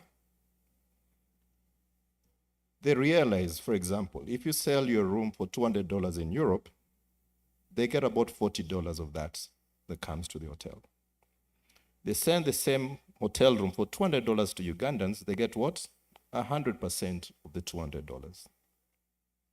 Now, at the coastal region, at the biggest market, the coastal region now is obviously the Ugandan markets. They tell me the Ugandans actually spend more than the $200. They actually spend close to $300, $400 because they clear the bar. The white tourists will not touch the bar. So what are you doing? You're increasing value, slowly by slowly, and so forth. So that's one, talk about the forward linkages. Of course, the backward linkages, of course, now we need to start thinking about working with our suppliers, increasing the quality of what they do, and so forth and so forth. There are policies that can do that. But just to give you some examples again, so all is not lost. I've heard about the Nyege Nyege festival. Who are the leading people that come to Nyege Nyege festival? It's the Kenyans. So we need to understand the young market. What do they really want? We need to these are some of the things that are changing. We have the World Rally Championships in Kenya. I saw the other day the Ugandans were being welcomed with open arms because it's a big market for them. We talk about sports tourism. The Ball of Africa is happening next week. I think it's starting tomorrow, I think. There's a huge traffic of Africans traveling, for that purpose. So there are several things that can be done to increase, and that's why for me I'm laying an emphasis on the African market, because you fully understand about the traditional markets. What we need to do to tap into the emerging markets is what the youth, as we talked about, by 2030, there'll be about 1.7 billion people classified as youth in the African. So how do we tap into these emerging? What do they want? What do we need to? How do we prepare ourselves? The sporting infrastructure that my colleague talked about. We've seen, of course, the AFCON is going to be hosted, but are we fully prepared for the future and that sort of thing? I see a lot of people currently, the changing tests and so forth. Formula One has become a major thing for Africans traveling, tracking this sort of thing. And just to mention, I gave the example of Thailand. Thailand makes more money than the whole African continent. What you may not know is that Thailand is also among the top 10 golfing destinations of the world, golf tourism destinations of the world. So diversifying the range of your tourism products to increase and tap in there. We talked about urban tourism concept again. Think of your cities as destinations. Think about the MICE concepts, exhibitions, and so forth. Things that can actually help you attract people into your countries. So there are a lot of things that can be done. And I think it's just rethinking our tourism strategies in that context. Thank you. Thank you so much. And I think that really explores the new thinking that we need to start taking on. Where is our market? Are you looking at the other elusive market, which is so expensive to attract, so competitive to attract? Or the market is just within you? You rightly mentioned Masaba is one of the culprits who go to Diani and they clear the whole thing. These Kenyans have to go and bring more beer in the middle of the night. So really, there is a market that we need to talk about within the region. And that brings me to Your Excellency. And you are the one in these East African policy things. Really, why is it very expensive for us to move to Kenya or to Rwanda at almost 10%, at almost, it's about 10% the cost if you are moving within Europe compared to what we have here. Why is it so expensive? Why should we have all these airlines, Rwanda Air, Uganda Air, Tanzania Air? Why can't ESC have an East African Airways and we make some changes here? Tell us the dimension from the East African community. The microphone should get to you. Work in progress. Let's hear it from you, Your Excellency. Microphone to Excellency. Hello, moderator. Yeah, so it's work in progress. All these issues we've been talking about, free movement, and even one network area. So all those things, they affect travel, they affect business, they affect tourism. So they are being discussed. Yes, thank you. Beautiful. It's nice to know that the community is really thinking in this direction and we are making good progress. I want to come back to Ambrose. You have a supplement to make to this debate, but I also want to raise the issue of let me talk about running, for instance. We used to have the MTN Kampala Marathon. Kampala Marathon, yes. And it was drawing really good numbers in here. But Yes. it was never an international marathon because Yes. we hadn't sorted out a few issues. We hadn't made sure that the route is stabilized. We hadn't made sure that the borders will not be riding on that route during that time. What is the Sports Council doing in trying to, you know, make these international sports events so that we attract these people coming from abroad to be part of the sports experience here? Plus your comment as well. Yeah, thank you. Just on the same point, we used to have the MTN Kampala Marathon, but in a sense, it was a local marathon. Now, when we talk about tourism, and if you're able to make good sense of the economics, you need to be bringing new money into the country. You want to make sure that what you're bringing is fresh. There's all this debate normally when we come up, talk about impact of events to the economy.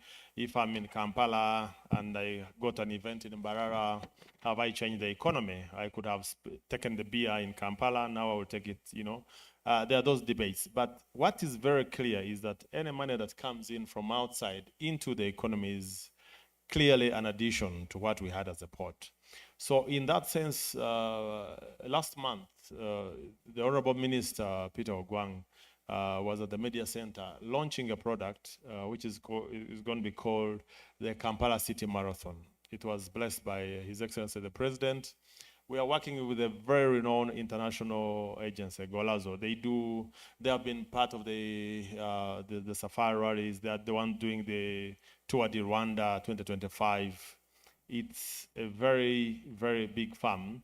But most importantly, it has a database of over 800 runners, marathoners. There are people who are not your Cheptegei. They say, look, I like running. I am a millionaire, I have some thousands of dollars, and I will go to Cape Town, I run the streets of Cape Town, I will come to Kampala and run, I will go somewhere and run, and they will come and leave around $3,000 in their country. So the target for the Kampala City Marathon with this agency is that in 5 years, we need to be able to have at least 30,000 runners who are coming from outside. Now, 30,000 runners, our worry right now to the tourism sector is, can you accommodate them in the city? Are you able to accommodate them? I know, so when you start talking about major events, we had, there's an event that happened in Rwanda. We have some of the impact studies there. A women event where they had 5,000 women, but I think 3,000 came from outside. It was just a women convention of some sort. But hotels choked up. They couldn't take up all these numbers. So sports is able to draw in so many numbers. And in sports tourism, the tourist can be the actual participant. If you have a basketball event, he was talking about we're talking about Rwanda here, and I mentioned about Basketball Africa League, which is a league that we are developing as FIBA together with NBA. We bring in NBA stars, we bring in socialite influencers. When one big player moves, he doesn't move alone, he moves with someone taking videos of him and someone tweeting, and there's a whole cast with that one player. And they leave big money. But most importantly, they shed a lot of light onto the city. Someone coming and taking a selfie, let's say LeBron James, on the source of the Nile and say, I'm relaxing here, amazing sunrise at the source of the Nile. That turns into millions later on, because one, it's an endorsement to the country. Now, sports is when we're talking about the trends that they're talking about, the Generation Alpha, Generation Z, these guys that our children, our grandchildren, to some of us, are player-centric. They follow the player where he goes, they are like idols to them. Someone follows Steph Curry, I follow Ronaldo, I follow so-and-so. Once they tweet, they endorse. In a sense, they have endorsed the country. They have endorsed the destination. They have shed light. If some stereotypes have been saying Thank you, thank you. If some stereotypes have been talking ill about a country, like where we are now, there's some policies that we have. We travel a lot. Each time you travel, you hear the stereotypes talk about what's happening in the country. You're wondering, is this the Uganda I just left the other day? But when one star comes to an event here, and on the sideline of the event is able to tweet, first of all, by people being able to see that person participating in that sport in a country. Where are they? They are playing in Uganda. Really? Can they play in Uganda? They are playing in, they are climbing Mount Rwenzori. Is it safe there? Now that's settled, that question is settled by the person's presence in that locality. That's number one. The person brings money but also endorses. But also there are people who will come and bring money into the economy because of this event, like we were saying. I'm destined to Rwanda. He's going there right now. My daughter flew in today. I think they couldn't land, ended up in Rwanda because she's going to work with NBA. She applied online, got a job during BAO. She's going to be there for 10 days. So all destination right now, if you want to book Rwanda Air right now, I can assure you won't get a seat. So that is because of the sports events, and this is going to be there. It's basketball for 1 week or 8 days, but in those 8 days, everything from restaurants to, fashion shows. There will be fashion shows. There will be all these things happening. But to talk about the point that I wanted to supplement on from Madam Ambassador, we must bridge these gaps. We must erase the boundaries. And one of the propositions for AFCON 2027, when we won the bid, I was telling people that it's going to be an ultimate test for the integration of the community. We want to see someone flying for AFCON to Uganda, clears with immigration once, and when they go to the other matches in Tanzania or Kenya, they should not land and go through immigration again. More or less what you see in the Schengen states. So that is going to be our stress test, and we want to work with government on this. I know there's an East African tourist passport, visa. It doesn't make a lot of sense for me if I still have to go through someone's desk and a long line. You land in Entebbe at around 1-2 p.m. You find around 3 airlines. There's going to be a long queue. But if we can erase that using sports and test ourselves to that, hopefully it can, deepen the integration. But I'm excited to also note now, when I come back to what we are doing in sport, that besides the Kampala City Marathon that will happen in December, and it will be happening every December, government is going to invest in it for 3 years, and with the projections that from year 4 onwards, that product should be strong enough to be private sector fully funded. So that's the agreement that we have with this company. And we believe it will bring in a lot of money. So besides that, Uganda has a lot to offer.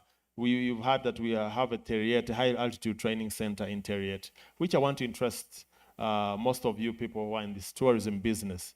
Kapchorwa is a very beautiful, place, CP Falls and the nice Elgon ranges and all that. So we have a high altitude training center at over 2,550 meters above mean sea level. And this is just next to the Cheptegei, to the home of Cheptegei's Kiprotich, these champions. And I always challenge some of our friends, I don't want to mention names. When Cheptegei wins a race, have you seen how he celebrates? Gorilla charging to me, I always tell people he's the ultimate silverback. But when you land in Entebbe and come all the way to Kampala, do you even know that you have landed in a land of champions? Do you relate, all this success that we have in sports to, to ourselves? So we must work together. And we have had some good discussions this year with the leadership at UTB to see how we can bridge that gap. Our friends across, I think, have Rwanda Development Board, which is like a central table where all these are discussed. But we seem to work in silos. As the National Council of Sports, as the Uganda Investment Authority, Uganda Tourism Board, we must fuse together and create that platform where we can think together, drive traffic into our cities, bring in new money that we don't have here in tourism that can help, turn around the economy. So AFCON is coming. Kampala City Marathon is coming. We have a lot happening in the Rari Terriet. I've already talked about it. We want someone to put up a very nice 3 or 4 star hotel up. There's one place we've left, I think it is the Rock that used to have lions some time ago, and we wanted a very nice resort there. There are people who will want to come and train on the 3-kilometer track that we have with Cheptegei in the morning to run alongside them. And there are so many people out there. When these guys go out, they are idols. They are idols. People idolize them. And we can leverage on that. Let's leverage on our talent. Let's leverage on our abilities. I've not even talked about the beauty that Uganda as a country has. I've traveled. We have the best people in the world. I can tell you for sure. We have the best weather in the world. The list is endless. Let's start with what we have, build on it, then we can move into, I hear, the new trends, which are very real. The metaverse, like you said, have we created the metaverse that is focused on what we have as a country? Are we able to create that virtual world? So before we even go there, let's sell what we have, let's move, and let's get things done. Thank you. Wow, thank you so much. Ambrose, I think you've given more insights into where we're going. We're excited about the Kampala Marathon in December, and I hope all of you are busy training once in a while. You need to participate in the run. But you also raised very interesting questions. One on the speed of implementation. The late Magufuli used to say, "Tunacherewa sana." Yes, we are thinking about these things, but we're taking too long to have them done. And I think at some point in time, we need to have that discussion on how do we get these things done yesterday. Yes, we know about them. We've known about them for 10 years or so, but they are not happening. We are in some paralysis of analysis. So I think we need to move pretty fast in order to capture the competition. The other interesting thing was, are we prepared? Do we have enough accommodation in case we attract 3,000 people? Bwana Masaba, the other time we did this Tulamble West, you remember very well. I think we took in about 300 people into the park, and we had to get out of the park at midnight to look for accommodation. It wasn't enough. It wasn't enough. So as we also do the marketing into these new dimensions, sports and so on and so forth, we need also to prepare. Where will they sleep? How will they move around? You know, getting 3,000 people into the town here, you will feel it. You will feel it. You heard NAM, we almost went into public holidays, NAM. There were 1,000 something, yeah, and those were just VIPs. But imagine what will happen in 2027 when you have rowdy guys in town here, all about football. So really, there is need to improve on the accommodation. But Masawa, very briefly, how are we expanding accommodation in these spaces? Thank you, moderator. I work with Uganda Wildlife Authority, and we do manage the protected areas where we keep and manage wildlife. I'm very pleased about the comments made, especially about the new innovations that we should embed very, very quickly so we can transform the protected areas. Dr. Muganga, you've mentioned that we do need to move faster. Otherwise, we already know that in Dubai, I think there's already creation of an African park, and therefore you don't have to move here to see the wildlife. And they've approached us to give them mountain gorillas. So already we're at a threat. Yes. But however, yes, we do recognize the need for us to move fast, and we have tried to engage a number of people and players in virtual technology.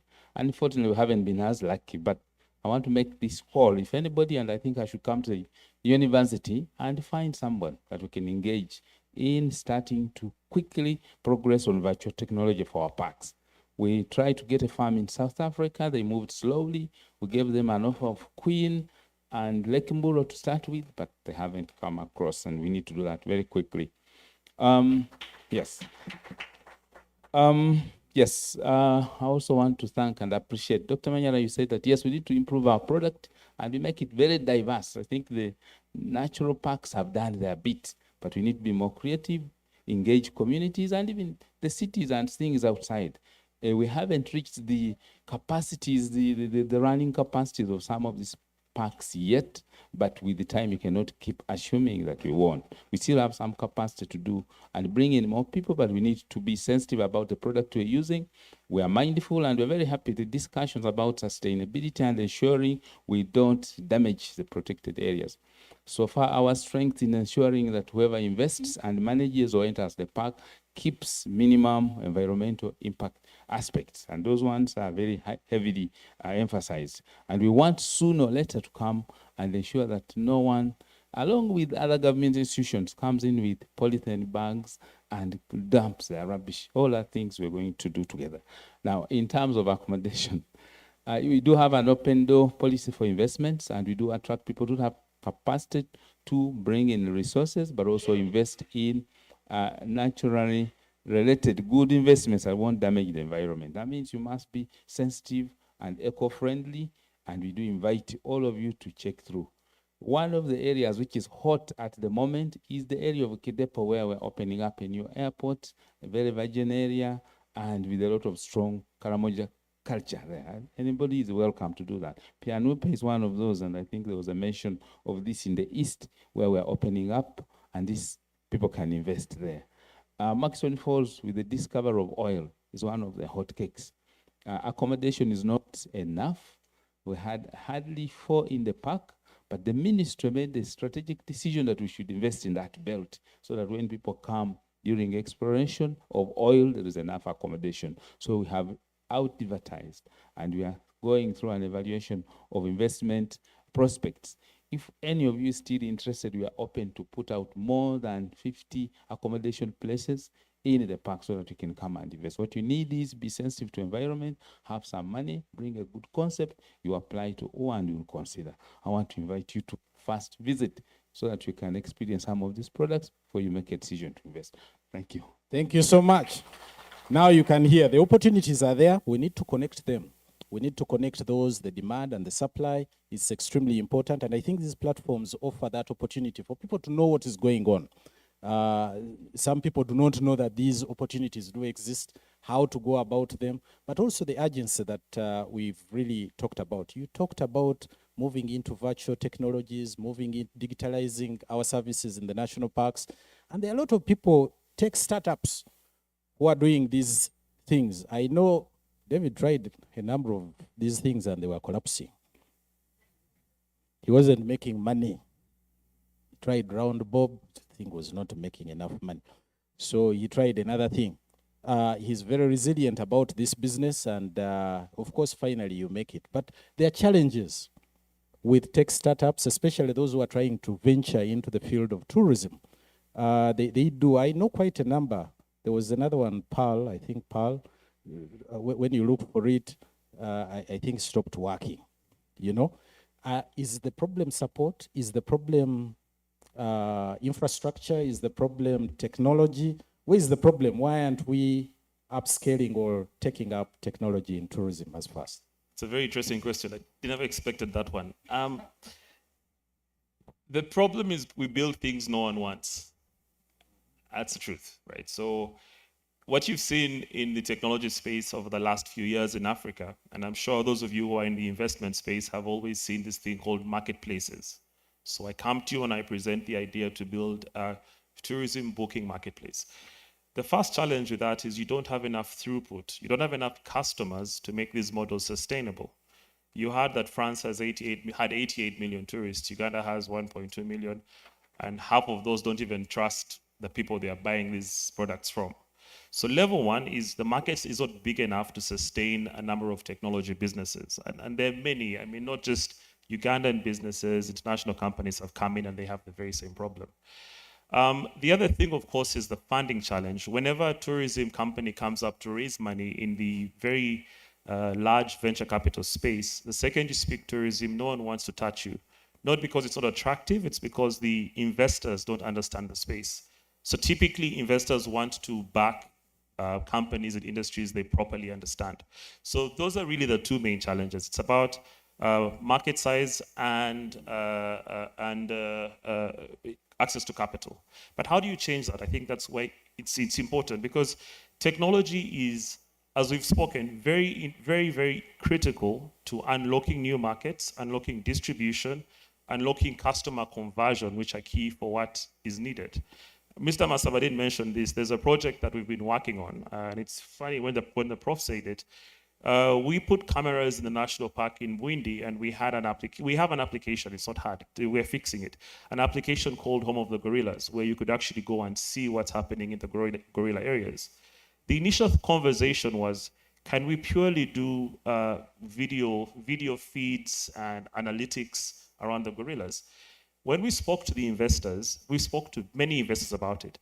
And their inhibition was really around, is it exciting enough? Probably not, in terms of revenue and return.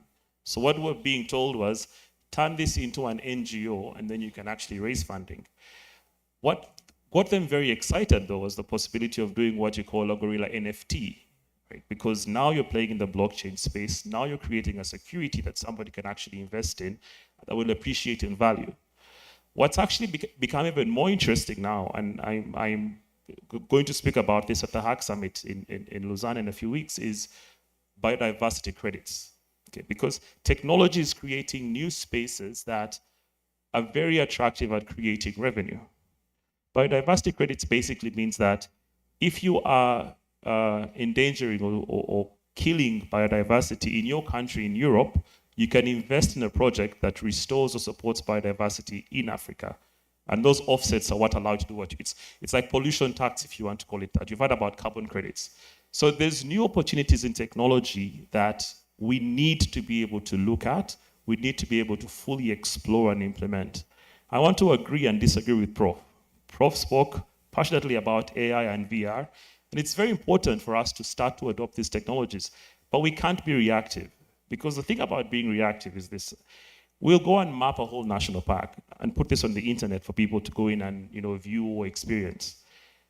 I like to say something. Seeing an animal on your phone is not the same as seeing an animal in real life. Now, some people may spend small amounts of money, but it's important for us to think about how we implement them. Using VR as a marketing and engagement tool is great. Using VR for, say, events is a great opportunity. So we need to, in a way, find a way to loop and leap, okay? So on the loop side is do what's been working and do it better and do it more.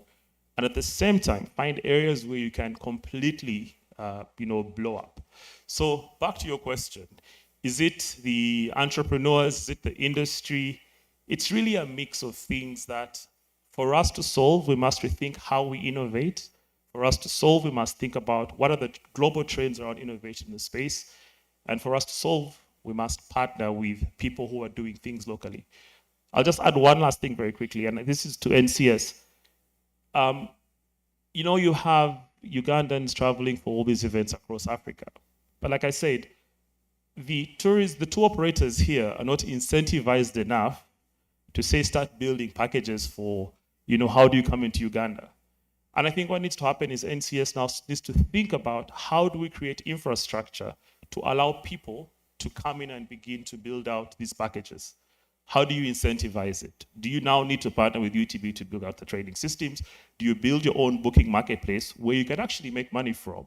So that someone knows, I'm going to Uganda, I can go to this place, I can book a ticket, I can book a hotel, I can book activities, I can find upsell service and solutions. I think that's where technology will change things. Let's solve for problems we have as we also gradually solve for problems that we anticipate or opportunities that we anticipate. Thank you. Well, that is quite interesting. Yes, let's do what we have and also seek on the new markets as well. Tony, I want to get to you again on one thing. When the tour operators or the tourism board puts the stories out there, I mean, the client is likely to say, what do you expect? They are supposed to put you in the best light. They're supposed to market. So the believability of a national tourism board or a tour operator may not be as strong as peer-rated, social proofing. That's what I'm really driving at. What is our strategy in getting user-generated content so that people tell the experience, the beautiful experiences they had, and in a way use it to position the destination? Thank you, Liazi. Wow. I feel you've asked, but I feel you've also answered.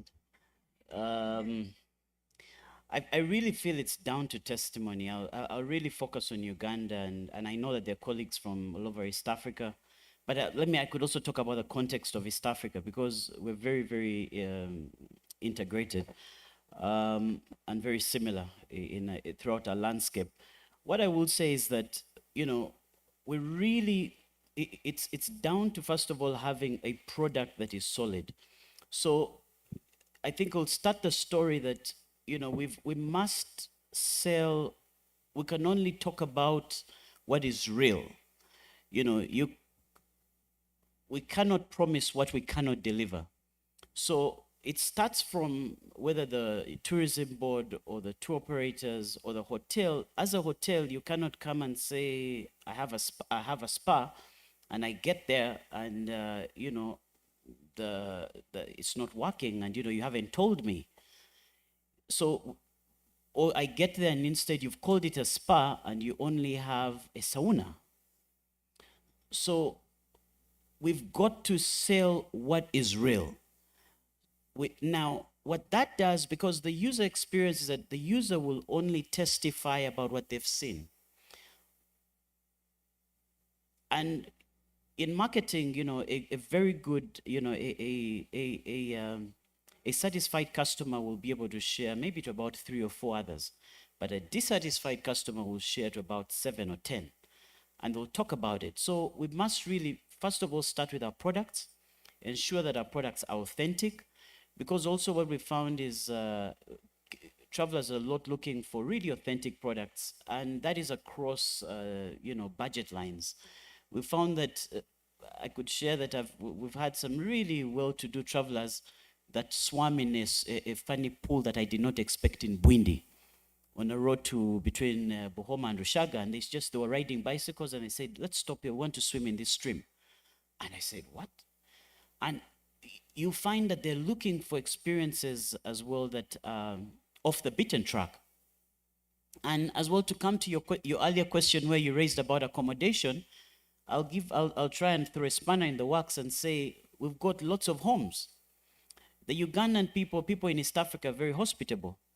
But where we are lacking real physical hotels, have we really explored, and maybe using technology, being able to have a number of people, say, that are pre-qualified to host people, whereby, the home doesn't have to have, it doesn't need to be in Kololo. It can be a home in Bwaise, but this particular home is able to tell the Ugandan story. And so we might be able to bridge, a deficit of the accommodation rooms. And when we have AFCON in 2027, we might be able to bridge that gap. Now, the users, if they're able to tell that story and someone has stayed in Serena, I can tell you that the person who has stayed in a home, eaten matoke, eaten ugali, perhaps gone to the garden to harvest, eaten our avocados, our pineapples down at home, might tell a bigger story globally. So we must think a lot out of the box, but at the same time, absolutely, we must be able to use technology to be able to tell that story. We must be able to, that user experience, for it to go global. We must as well focus on, I'll give an example, even a hotel or any other service. Let's say it's a cultural activity. Let's say a cultural activity in Fort Portal. You must be able to think about the activity in terms of the guest experience. So we must prioritize the user experience first while even creating a hotel, even creating a tourist activity. If you're transporting, one of our colleagues shared about someone transporting, the taxi people who transport people from the airport to Kampala have sometimes transported stars that they didn't know. You know, so how is your car? Is the car clean? It might be a little old, but is it clean?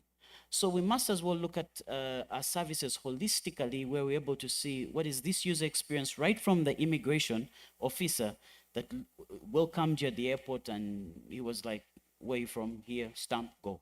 So we must be able to look at it, and we've been able to proactively engage with the immigration and the other officials. But what I wanted to wind up by saying, but even the border rider who's able to take, we've hosted in this country movie stars. And before you know it, there's a movie star in Luero that was not known to the country that is here. Or it could be Beyonce, it could be, you know, so we must be able to think of holistically and connect, instead of working as silos, connect these dots together, because that will determine the end user experience, irrespective of the budget line.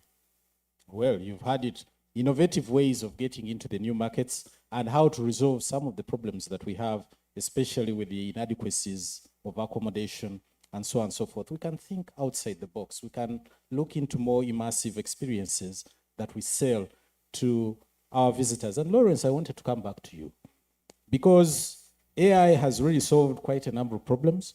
One of the key ones is the problem of languages.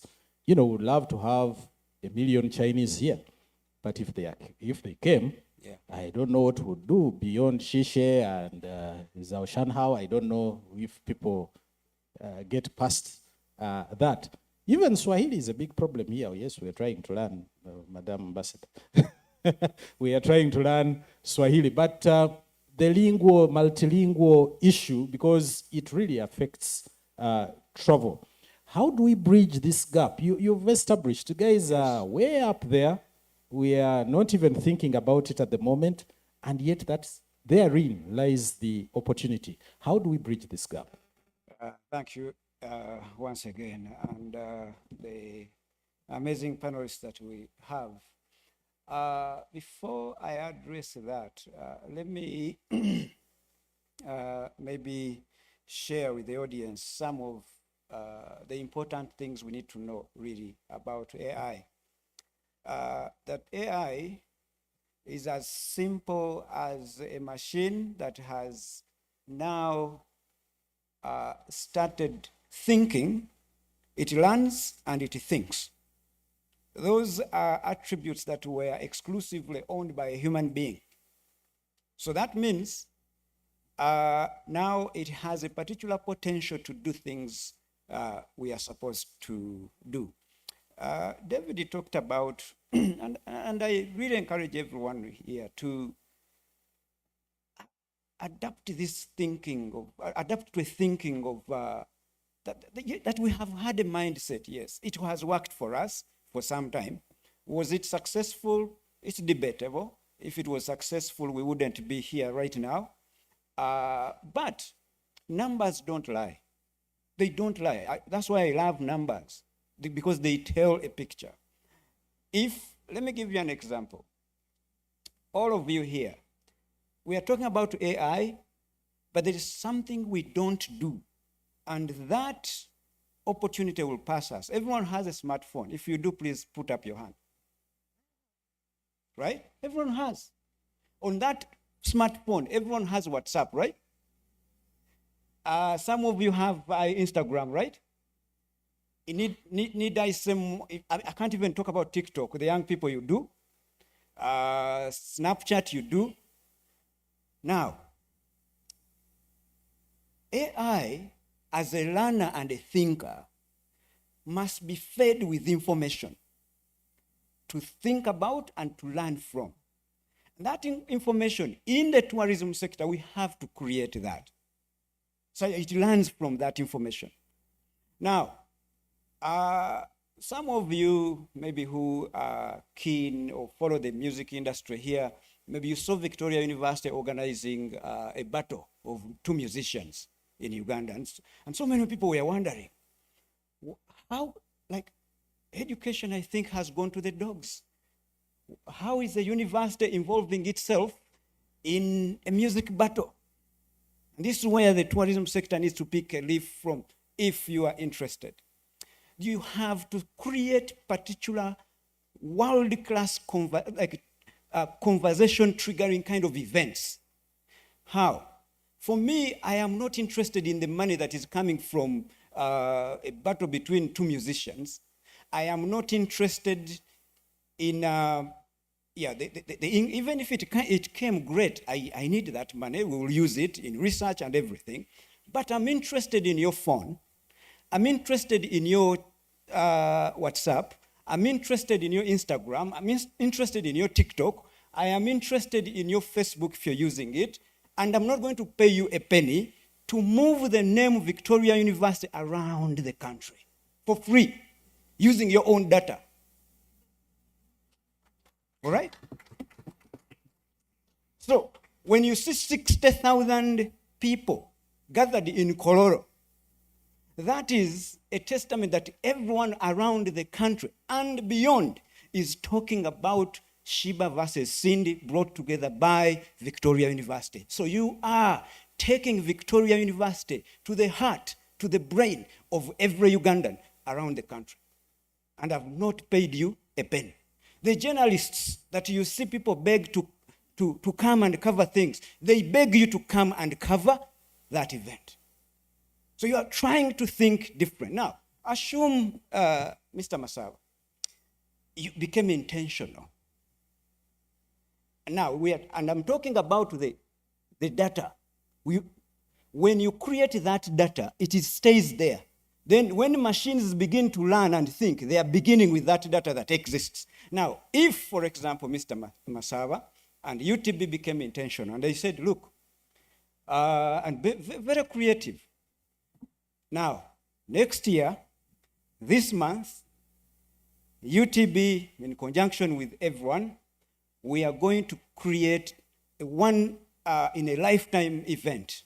And this is, maybe you have had a conversation with, say, Chris Brown and Beyonce. We are bringing them to Uganda, and we are creating some kind of competition between these two Americans and two Ugandan artists of your choice. Do you know what that means? It means you have brought two powerhouses that Africa has never seen. And that means South Africa, Nigeria, everyone, destination is where? Uganda. And then America is wondering, what is this country? Which musicians are in Uganda that are going to verse these two? And now all cameras around the world are looking at Uganda. The next destination is where?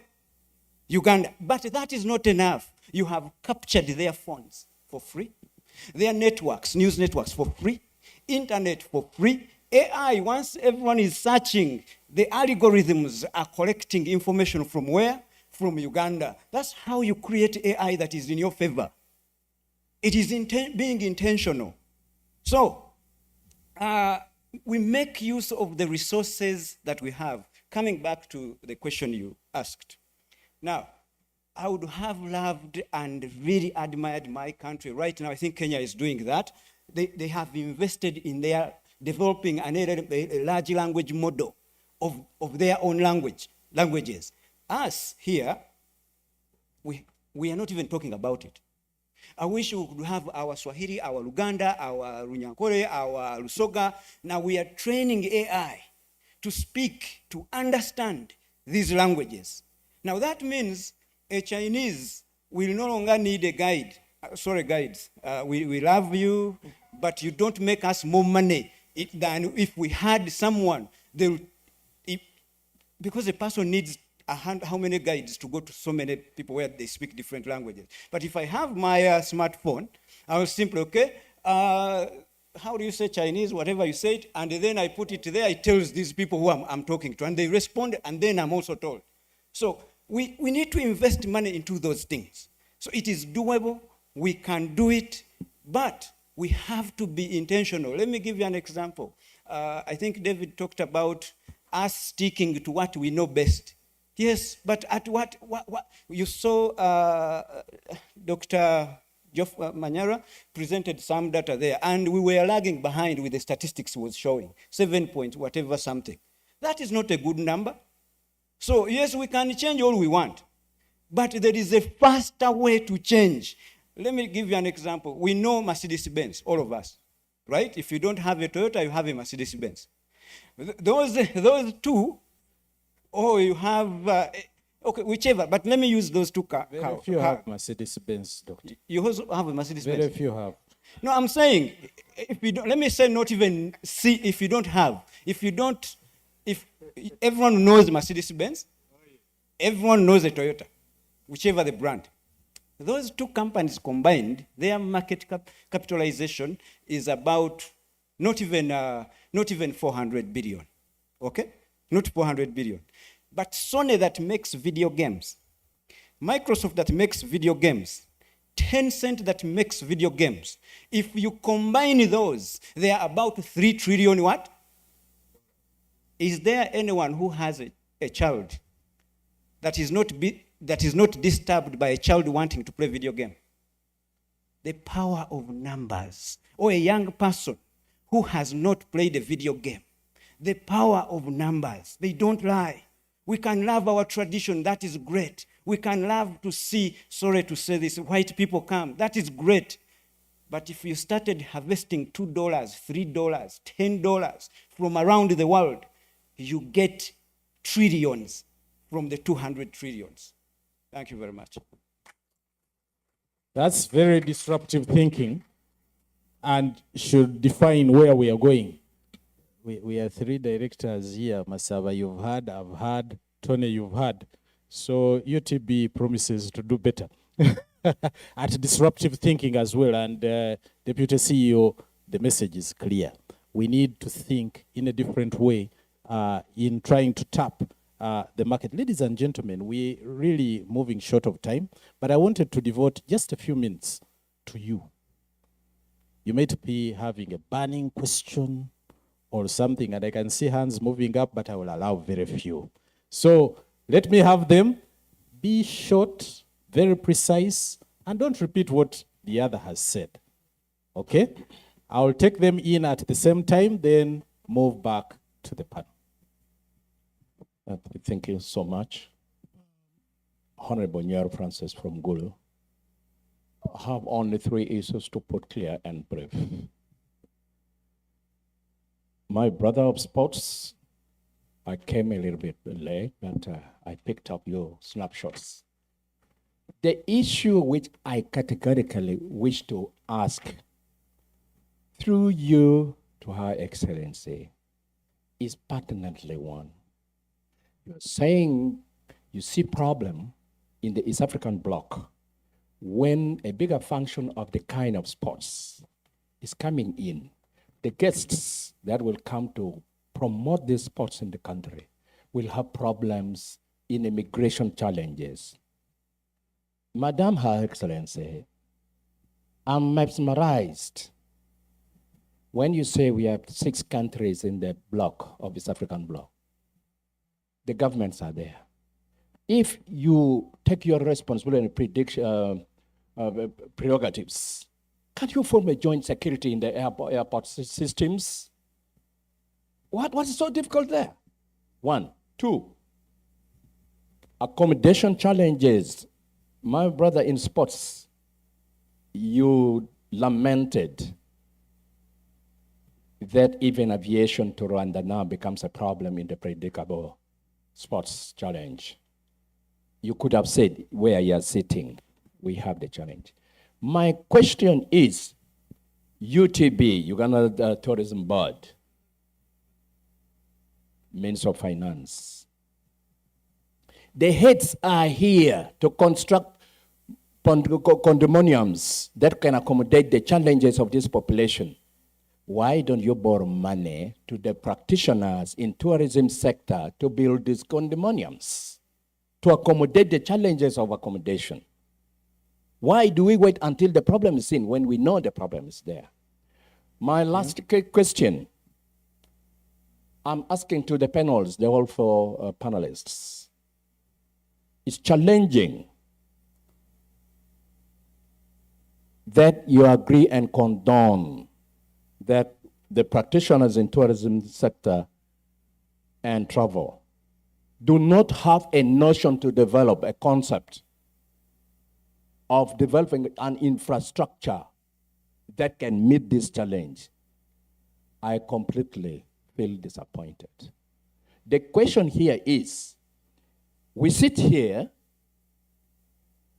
and we know tourism, Hotel and Tourism Institute, the traditional one in Jinja, stands alone.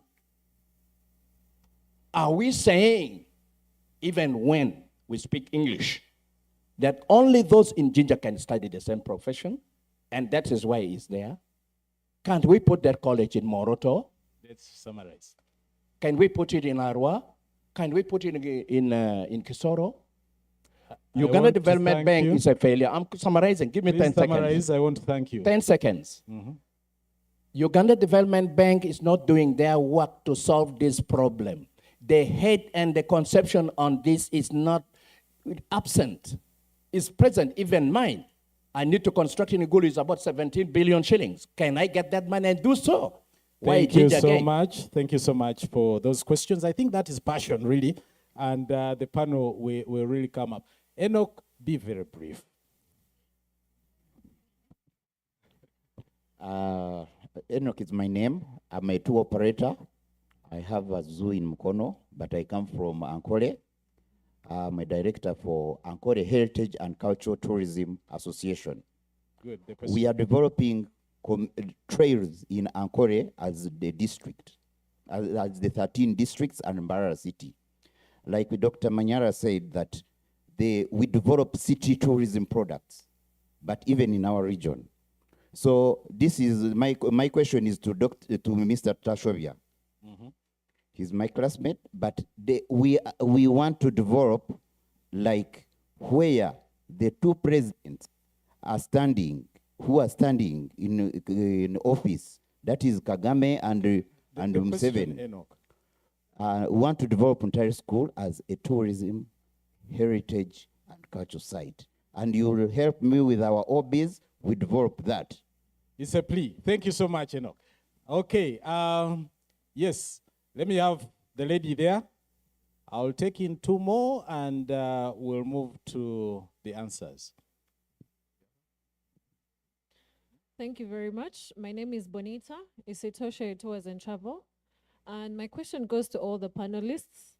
How inclusive is the sports, the AI, technology, marketing?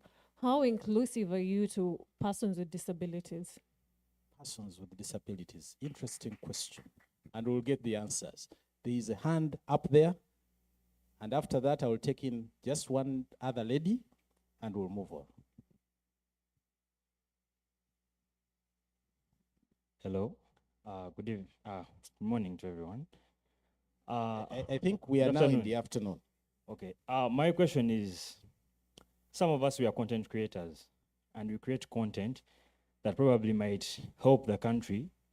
Like on the platforms Doctor is talking about, Instagram, we already see reels of different countries, be the Bahamas, and you're seeing a beautiful sea recorded by the drone.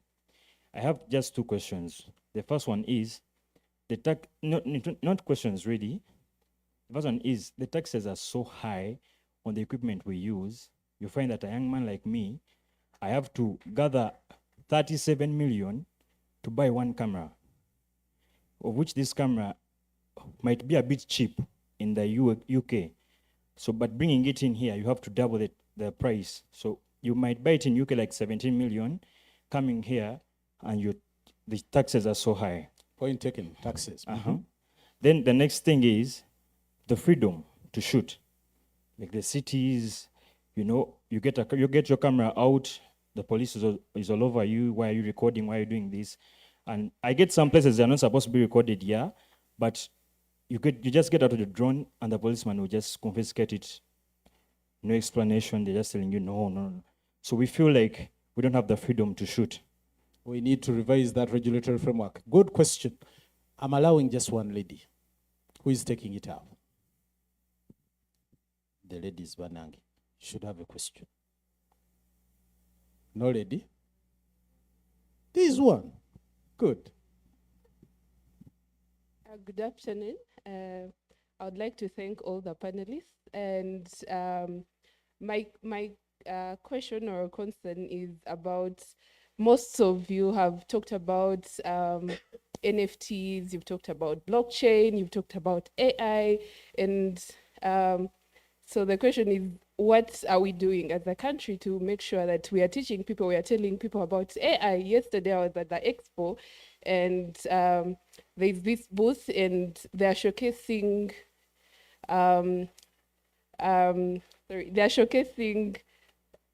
puzzles. Yeah, kids puzzles. It's a very small puzzle. And I asked them, okay, this is very good and the art is interesting. How long does it take you to produce this puzzle? And they're like, the puzzle takes us 2 months. 2 months to produce that. And I'm like, have you heard of AI? Because if you're creative and you can prompt the AI right, it can reduce the production time to like a week or 2 weeks or even less, much less, if someone is creative. So how are we letting the people know that there is AI and this is how you can use it? Are we having conferences? So when it comes to tourism, you hear about all the big tech conferences that are happening in Kenya. So all of us are traveling to Kenya, and these conferences are going on for weeks, for 3 days, 5 days. And while they are attending the tech conferences, they're also, at the end of the conference, you go and visit the parks and everything. So are we also putting in that much effort to push technology as well? Thank you. Thank you so much. Ladies and gentlemen, those were interesting questions. The panel is here to answer some of them as they give their concluding remarks on this very important topic. I would invite them to each give their concluding remarks, but also respond to the issues and concerns that you have raised. We'll give them very short time because we need to go and have lunch. I want to begin with Dr. Manyara. Yeah, thank you very much. I don't think any particular question was directed to me, but maybe just give some concluding remarks. Should I do that? Yeah, thank you very much. Just, I see Your Excellency is back. Just to commend the work that the ES is also doing. We have to appreciate that we have a one-area network in 3 countries, Kenya, Uganda, Rwanda. I'm not scared of using my data when I travel to these countries. I mean, this is a positive thing. You can travel using your national ID. I mean, these are positive things. We have to appreciate the work that the EAC has done. But in concluding, just want to talk about how do we promote intra-Africa tourism. I think I see 2 approaches here, bottom-up approach, top-down approach. Why am I saying this? I gave the figures and say that in Africa we have about 20% of people who can actually, who've got potential to travel. I look at the case of Europe. Europe, they have youth hostels, cost about $10 or something like that. Why don't we think of reviving hostels to encourage the youth to travel because of the future tourists? Yes, thank you. So we need to start demystifying the concept of who is a tourist and that sort of thing to encourage. Now, when you talk about urban tourism, we need to see more affordable. We don't have to think about 5-star hotels. You know, let's have basic accommodation where people can youth hostels to start with. I think in Kenya we have the Wildlife Clubs of Kenya that specifically offers accommodation to schools at very, very affordable rates in that. Now, the top-bottom approach is whereby, and I keep challenging African tourism ministers, we don't see them going on holiday. Have you seen? So how do you manage a portfolio and yet you don't practice what you preach? We have seen heads of states beginning to market their destinations. We saw with His Excellency Kagame the other day, started the royal tour. We've seen the High Excellency Madam Sulu also doing the royal tour and so forth and so forth. So why don't we encourage our tourism boards to get these heads of states to also go cross-border? So let's have His Excellency Kagame doing a tour in Queen Elizabeth, or I don't know, something like that. So let's have this exchange happening. And that way we begin to demystify this concept of tourism. So I think that's my challenge to all the policymakers, and I'd like to thank you for this opportunity to be here. Thank you. Thank you so much. The last time we concluded the elections, His Excellency moved around the parks and enjoyed and relaxed a little bit. Yes, they do, and we need to encourage them more and ourselves to travel more. It begins with us, and it catches on to the rest of the people. From doctor, I'll go back to doctor. Dr. Lawrence. Thank you very much. Really interesting questions. Maybe the gentleman here talked about UTB not having a clue. I disagree with that. The reason why we are here is because they are trying to find a solution, and we need to support them. Some of us come here just because we also need to contribute. There is this notion of people thinking that government should do. Who is government? It is us. So we have a role to play too. Much as we call upon them to do something, but what is your role? It begins with us. So they are doing something, and we should support them to achieve the destiny we want to be part of. So someone talked about how are these things now impacting persons with disabilities.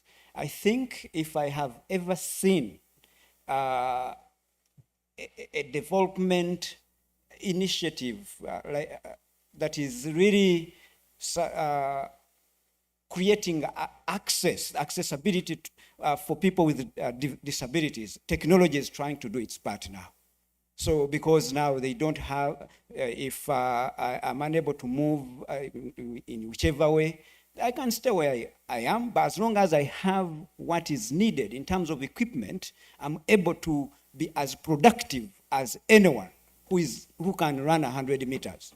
So technology is actually demystifying accessibility issues, but of course we have to do again more to increase this access. Now, there's a gentleman, I think from NBS, a young man who talked about taxes on cameras, gadgets. My response to that perhaps would be that you also have to, that is true. At university, we try to buy this the equipment. And when you apply to the Commissioner General for an exemption, because you're buying these things to teach these students, you end up receiving a rejection. And you wonder, what are we trying to do? But I am also grateful that technology is also doing away with that, dealing with that barrier. So I think by next year, if you're a camera person, you no longer need a camera, you need to subscribe to Sora. This is an OpenAI kind of, again, GPT of some sort that can give you pictures your camera will never even give you. So now government has to play catch-up role. How are they going out to tax that? Because I'm subscribing to a software, which now I'll simply create a movie, I'll create beautiful pictures. So you need now to catch up as well. Train yourself with these AI concepts and be at par with where we are with the world. Look at Sora from OpenAI, look at Gemini 1.5 from Alphabet or Google, and there are so many others, and train yourself such that you are not left behind. These cameras are dead. You need to see what Hollywood is going through. They are suffering. People who are used to holding cameras, script writers, producers, they are all threatened. So move ahead. Now, there's a very important question asked by someone that we are talking about NFTs. I'm glad someone even knows those things. Blockchain. What is government doing? Fortunately, I'm not government to answer. Like I'm not, ideally all of us are government. But yeah, we are all government, but I'm not the spokesperson of government, but let me tell you what needs to be done. Right now here, we think the way we think just because we lack exposure and competencies to these technologies and the power that this technology can do what? Can bring. So I beg government to really invest in education to make sure that young people are competent when it comes to these emerging technologies. Because that's the future, it's the now, it's the future. We can't do away with it, we can't afford. What we have done For example, I'll give you a situation that is going on at Victoria University. We have made sure that we have digitized the entire curriculum. That you come to us, don't bring your pen, don't bring your book. We don't need those things. If you are a person accustomed to a backpack, it is rather, you may carry a laptop, a tablet, or anything. If you don't have it, then we have to help you acquire something like that, such that you fit in the world we live in. While others would graduate with 0 years in digital competencies, at least for you have 3 years of digital competence. But we have also streamlined artificial intelligence in all our programs, such that our students can graduate with several certifications in different AI initiatives. So you can now prompt AI better. You can understand what is happening. You can create the NFTs you're talking about. You conversantly use blockchain. You don't have to be an IT person. You don't have to know computer science, but you need to have those competences in these emerging technologies. Thank you, sir. Thank you so much, Doctor. I think we've had it all. This is where we need to go. I want to come to Ambrose. These emotional sports. Your concluding remarks and answers. I think there has been 2 or 3 questions that came close to sports. One is a passionate submission from my friend from Golo that was through me to the ambassador.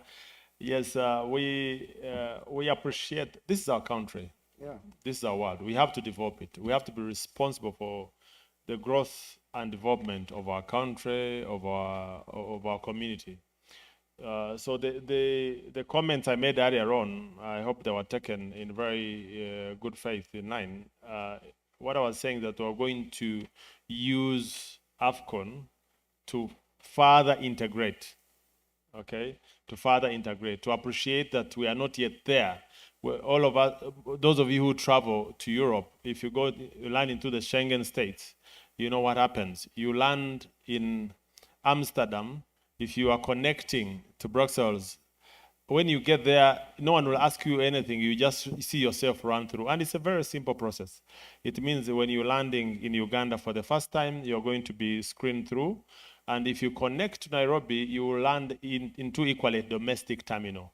It's as if you are coming from somewhere in the Masai Mara, so you just come and run through. That's what we want to probe, because it will further create that smooth, integration of our community. Number 2, I think from my brother Rotaza, that is a sideline event for us to discuss Ntare and the heritage of Ntare. Yes, Ntare is a great school. It has produced so many of us and 2 presidents that at least we can look at.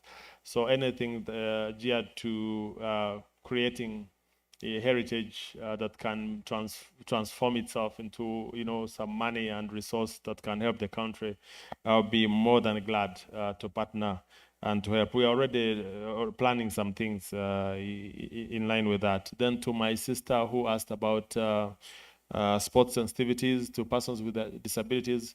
Sport is sensitive to persons with disabilities, to special needs, everything. That's why you hear about Olympics, Paralympics, and others. And as Uganda, we participate in all. As a country, when we are planning, if it's on the board that I chair as National Council of Sports, I have a representative particularly for persons with disabilities. But also in every infrastructure that we are creating, we have to make sure that it's accessible to fairly good number. What is still eluding us as a country is when we start dealing with the blind. You enter lift. If you travel in Europe, you'll see some numbers there that someone can feel and know I'm going to floor 10.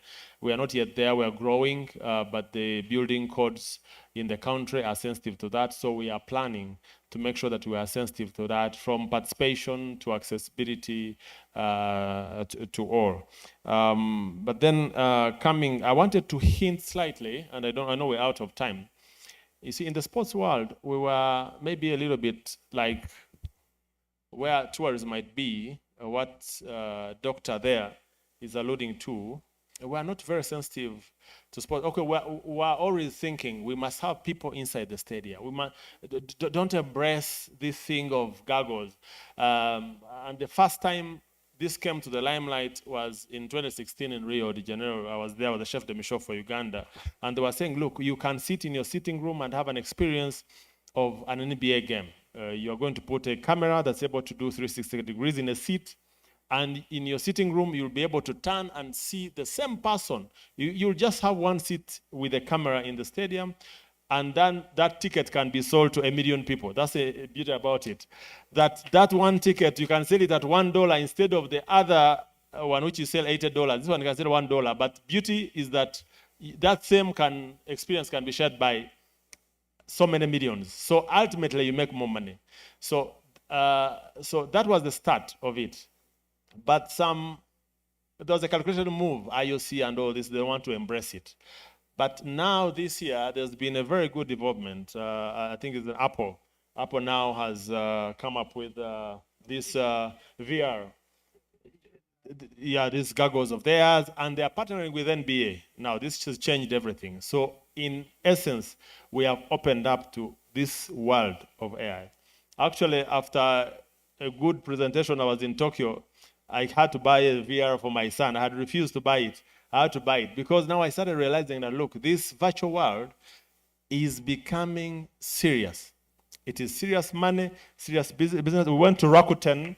Rakuten is your equivalent of Google in Japan, and they were presenting and they were showing us how you can advertise more in the VR. You can put so many ribbons. You can look at the player on the pitch. You are able to tag, to probe information, and you can see how many goals this person played in the last game and whatever his performance. And then realize, oh, okay, this is getting serious. So even for tourism, I know it's a shift that most people are still very uncomfortable with, but you must do a study on our tourists, and especially the future tourists in a Gen Z and a Generation Alpha. And now in sports, we're moving into the virtual sports. We're moving into the sports which is virtual but also physical. Russians have called it fidget sports, where you do the physical but also the virtual. So the future is bright, but we must try to catch up. But also, I'm one who is a believer also that you must start with what you have, the low-hanging fruits. And I hope that tourism has an opportunity to tap into sports tourism for us as a country, for us as a sporting country, for us as a good destination, for us as a country that is not yet adversely affected by weather. Because when you talk about the future, we talk about the other disruption of climatic change. But we are still enjoying this 18 degrees to 30 degrees centigrade the whole year. So we must tap into that and maximize the visitor outturn to our country, and then we might be able to get the money that we need to put up so many other things as we continue to grow as a country. Thank you.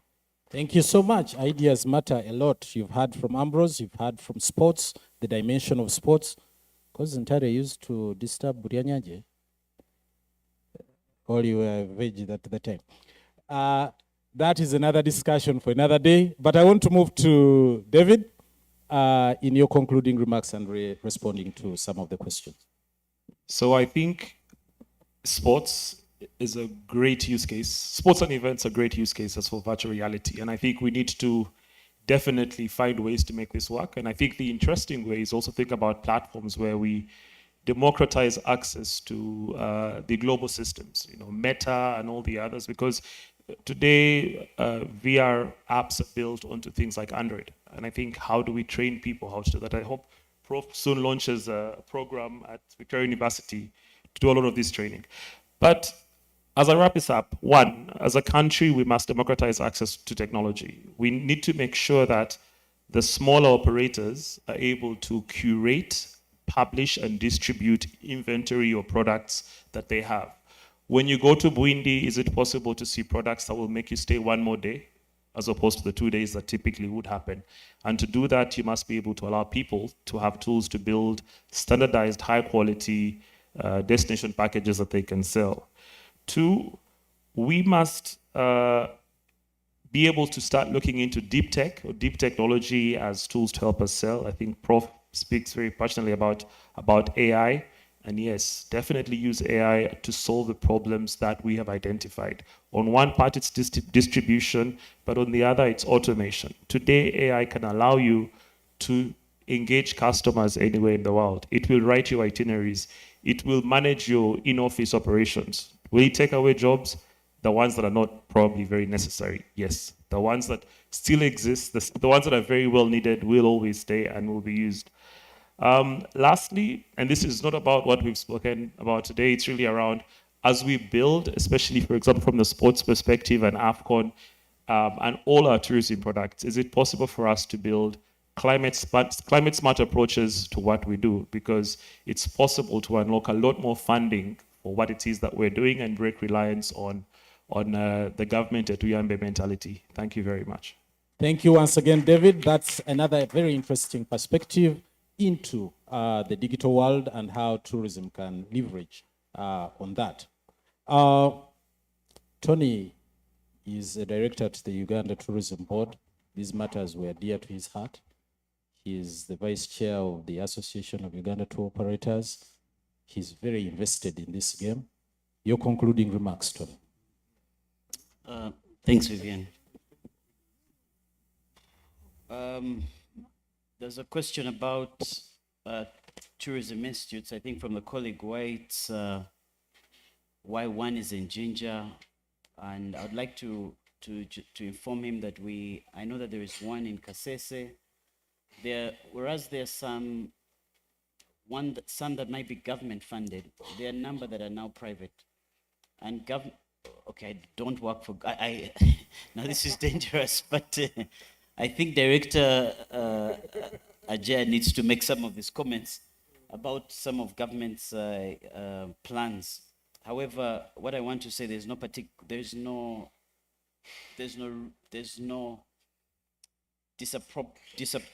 disproportionate reason why one is in Jinja and not in Gulu. There are many things in Gulu that are not in Jinja.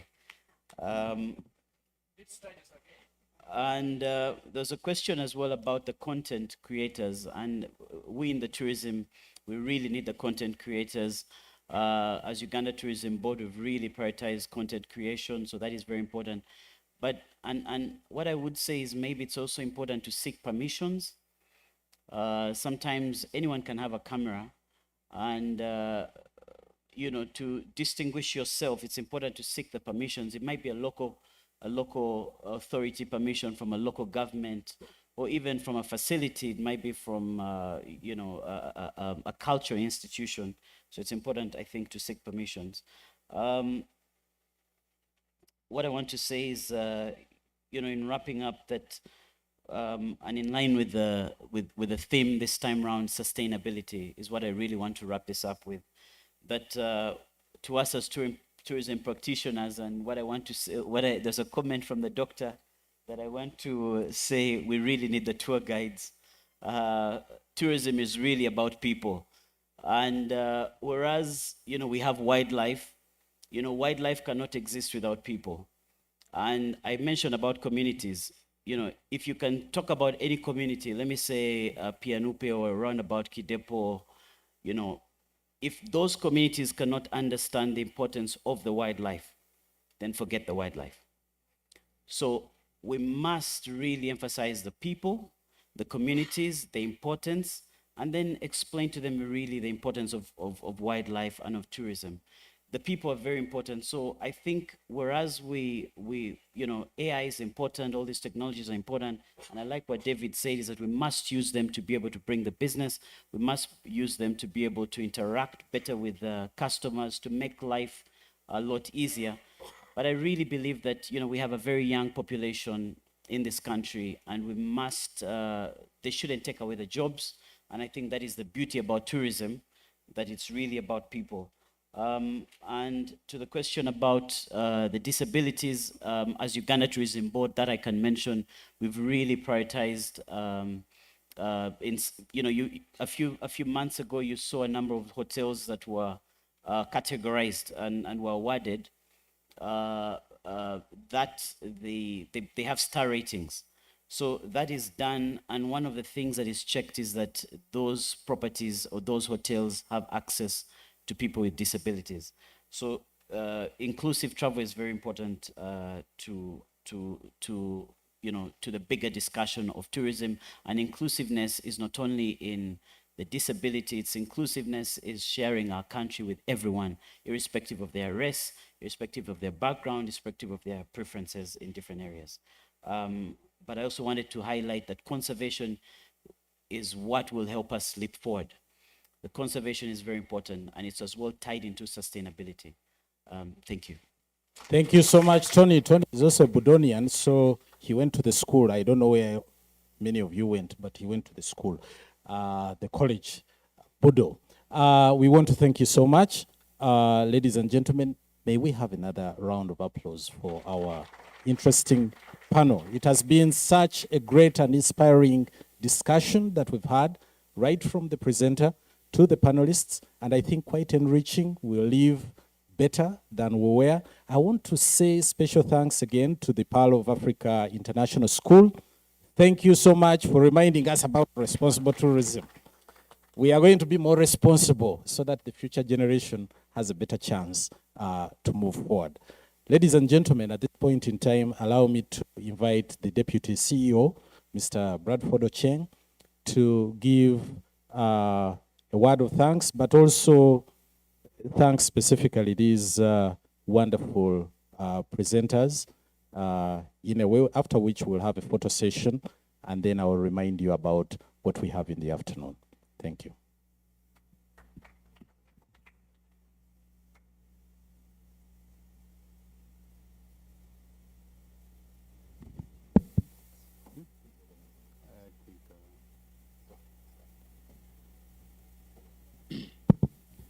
Yeah, thank you. I think a very good thing should come to an end. Starting with our moderator, Director Vivian, I want to thank you so much. Can we give, yeah? Yes, Director, thank you. He's a commissioner in the Ministry of Tourism, but he's also my boss. He's actually Director at Uganda Tourism Board. Thank you so much. Of course, our good doctor, I think, thank you for giving us a keynote presentation. We want to appreciate you. And of course, we have this thing often that the dollars that come from outside Africa is a better dollar. It's green, it's formidable, is freely exchangeable and all that. But I think you try to demystify that even those who come from within Africa, reasonably, I think that's where the number is. That's where the sustainability is. I want to thank you for really demystifying that. At UTB, and even our numbers currently actually come from the continent, come from Africa. The biggest number from the continent, and more so also I think from the EAC partner states. Big, almost to 70%. So we want to thank you for that. I think you've made it clear that I think as we do our targeting, we really need to put this into perspective. I also want to thank our panelists, starting from the serial investor, David. David, I think you've been with us really all this time. A tech person at the same time. I'm borrowing the word of the moderator, so really don't crucify me. Yeah, thanks a lot, and I think the marketplace really we need to see. But you brought out the issue of the demand, the supply. Often we do supply, and then when you want to test the product, it is not demanded. And also, I think, Professor, yes, we've been following you so much. Thank you so much. I think you've been a great asset. I pick one thing that you don't need to go to IT school in order to appreciate technology. I think it really gave me hope. So all of you are actually within this. By show of hands, how many have AI embedded in their apps or platform or whatever? WhatsApp. It started with WhatsApp. So so many terms were used here. You people from NTF, from Gen Z, Alpha, to investors. If you have any doubt, don't ask me. Just go to AI and say, what is this? You first point of stop and you get an answer. Thank you, Professor. We really appreciate. And also thank you for responding to some of the challenges they gave to UTB. I appreciate that really. I think it is our role as Ugandans that we need really to play our part. Let's not blame anyone. First, play your part, and then we see how to move together.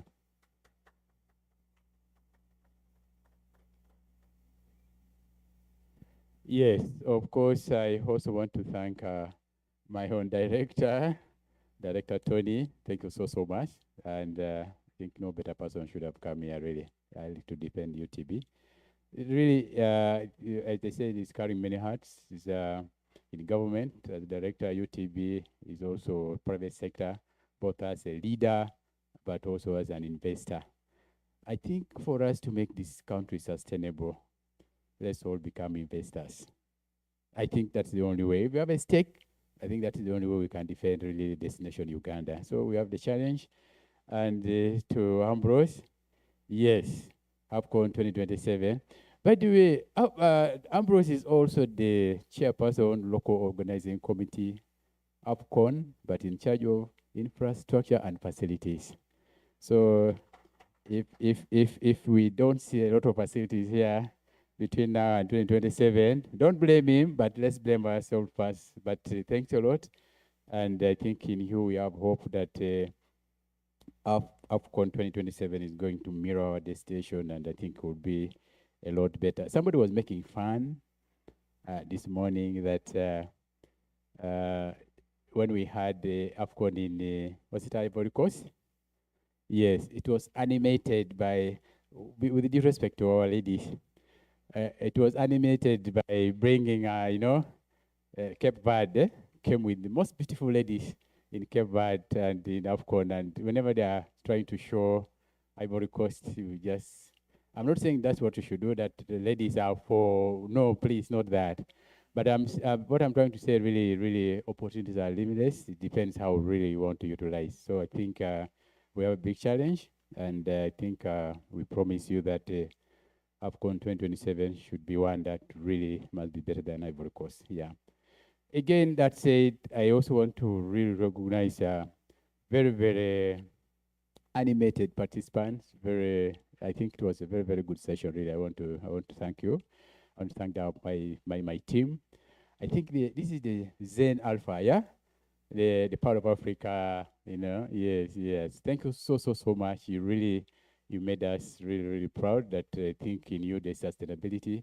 After we leave the stage, I think we are confident that really you're ready to take the destination Uganda forward.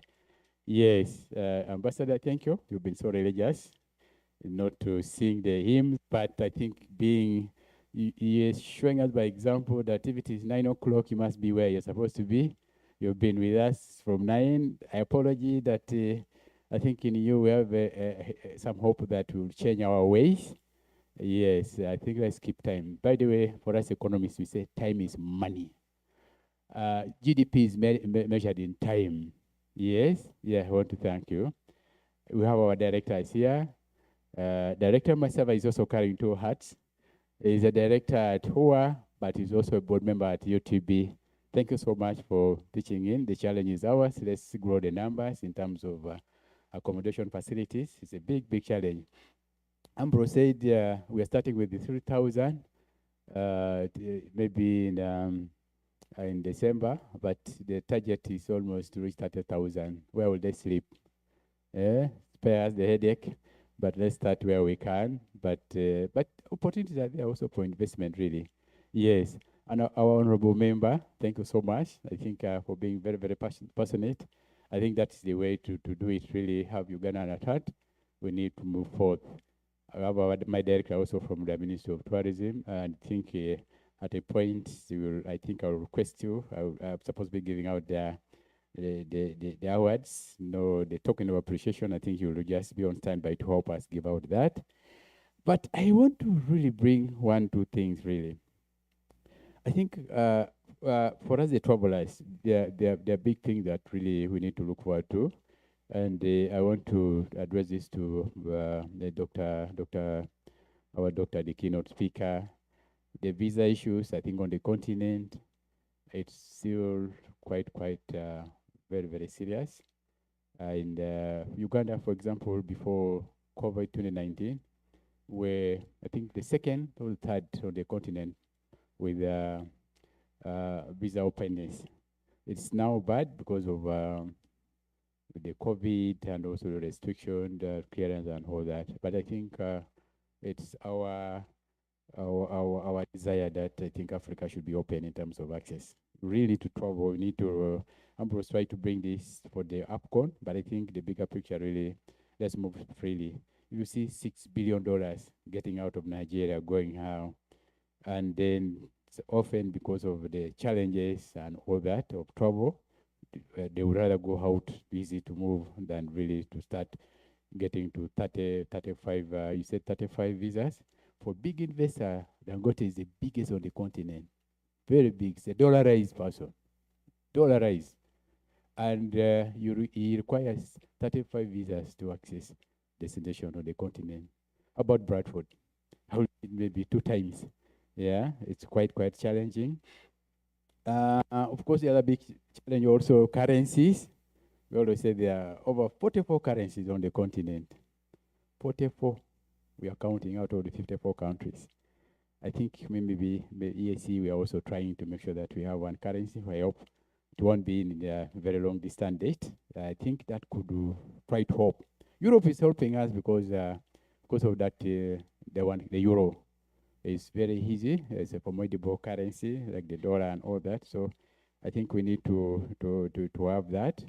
And of course, the local content. I still say that investment in order to have the value of of tourism stay here, I think we really need to invest as a country. Local content is very important. You gave the example of Zanzibar, that 16% of whatever there is only stays there. 84 gets out. I recollect one time I was in Zanzibar, and I was asking why all the facilities here are built by foreign investors. Okay, at the time, I think almost 90% of facilities there were owned by Italians. 90% Italian. The hotels and all that. And they also had an unwritten policy that time they did not allow any more Italian investor in Zanzibar. It's not written anywhere, but they did not allow any investment from Italy.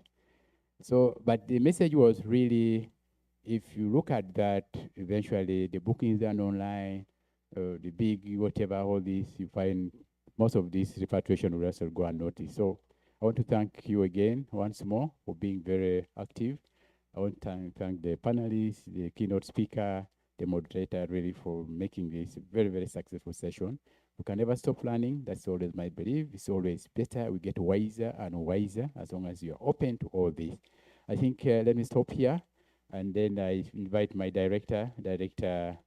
I'll call him Basil. I don't want to pronounce the other second name. Even me, sometimes I get difficulty in pronouncing the second name.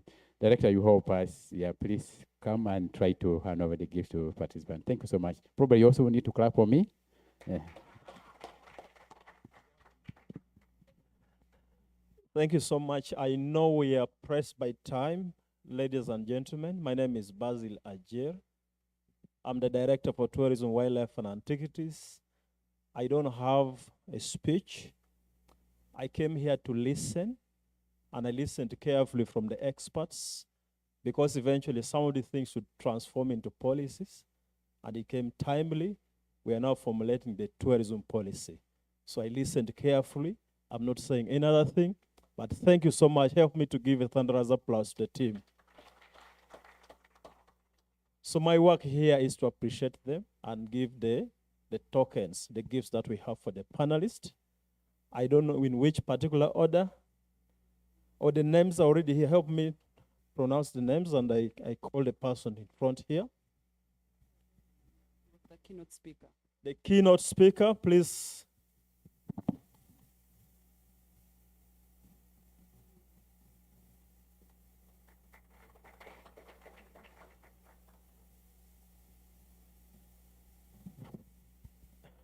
Well, Uganda is blessed with gold and many other gifts. It's inside there. They are going to, yes.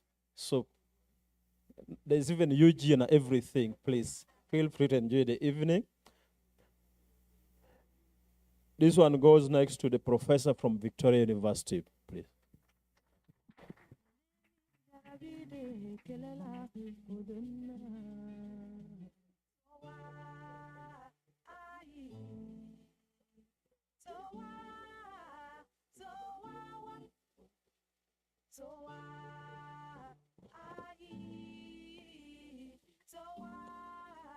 The next goes to Director Tony Mulinde. Just for correction, we are part of government.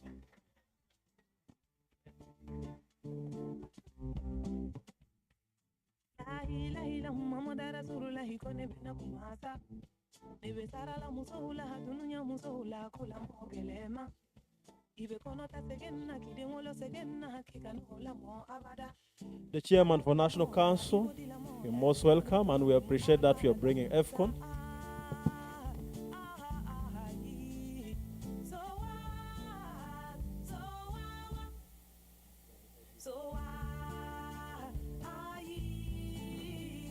And last but not least, we have the moderator who did a fantastic job. Mr. Vivian Lizy, please come on front.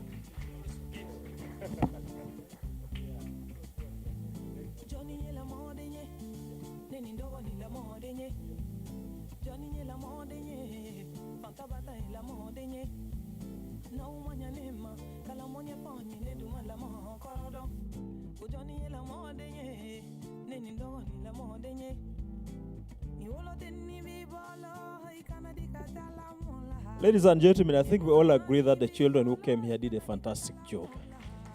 From the Pearl of Africa International School, please come forward, and your teachers. Come forward. Did we give the teachers time to mention their names? We didn't. MC, allow me break protocol, but by just giving them 1 second, mention your names, the teachers. Hi everyone, I'm by names of Naebare Petronila Penina. I'm a teacher of English and Literature and Global Perspectives at Pearl of Africa International School in Tebe. Thank you all.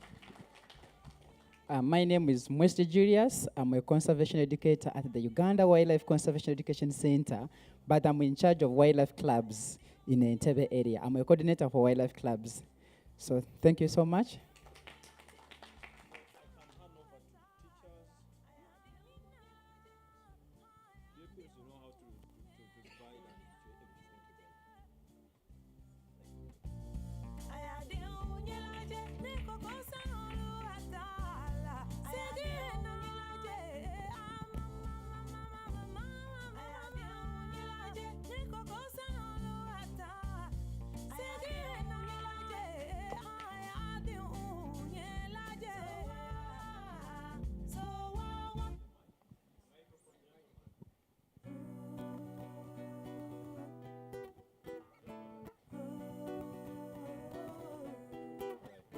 Oh, thank you so much, Director. And I think now we move into the group photo with the panelists and the presenter. We'll all stand here and have a group photo in memory of this great discussion.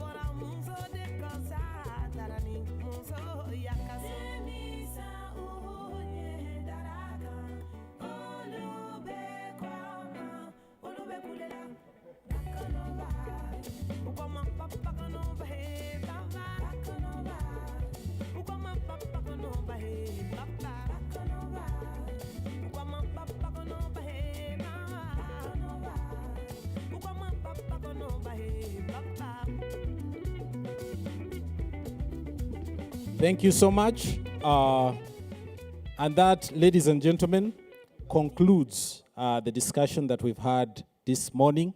It has stretched a little bit into the afternoon, mainly because it was quite an informative and very interesting discussion. We want once again to thank our panelists and presenter for the great discussion, and to you all for having been very engaging, listening, and part of this great discussion. We are now breaking off for lunch. In the afternoon, we have another interesting discussion on investing in tourism. And the PSST will be here as the main presenter, and quite a number of other very informative discussants will be part of that engagement. So please break for lunch and be here maybe at around 2:30. We should be able to start. Thank you so much, and good afternoon to you all.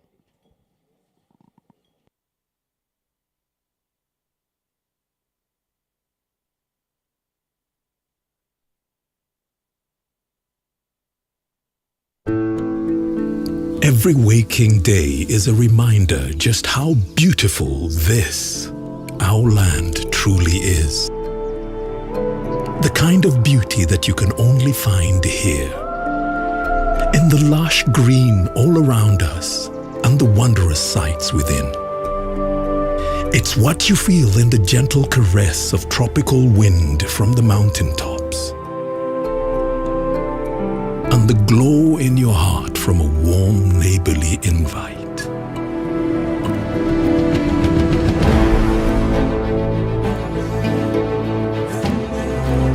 It's in the distinct aroma of our cooking to the taste of food that takes you on a journey.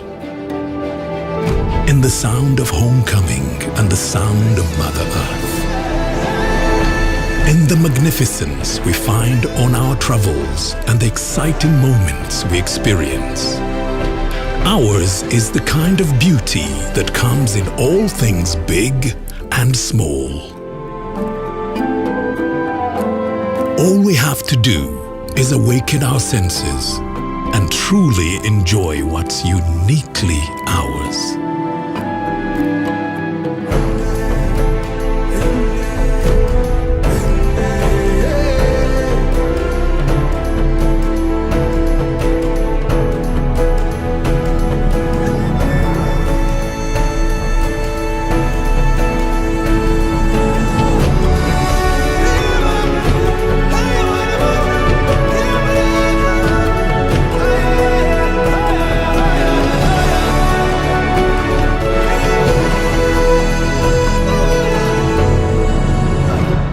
Explore Uganda, the pearl of Africa. Every waking day is a reminder just how beautiful this, our land, truly is. The kind of beauty that you can only find here. In the lush green all around us and the wondrous sights within. It's what you feel in the gentle caress of tropical wind from the mountaintops. And the glow in your heart from a warm neighborly invite.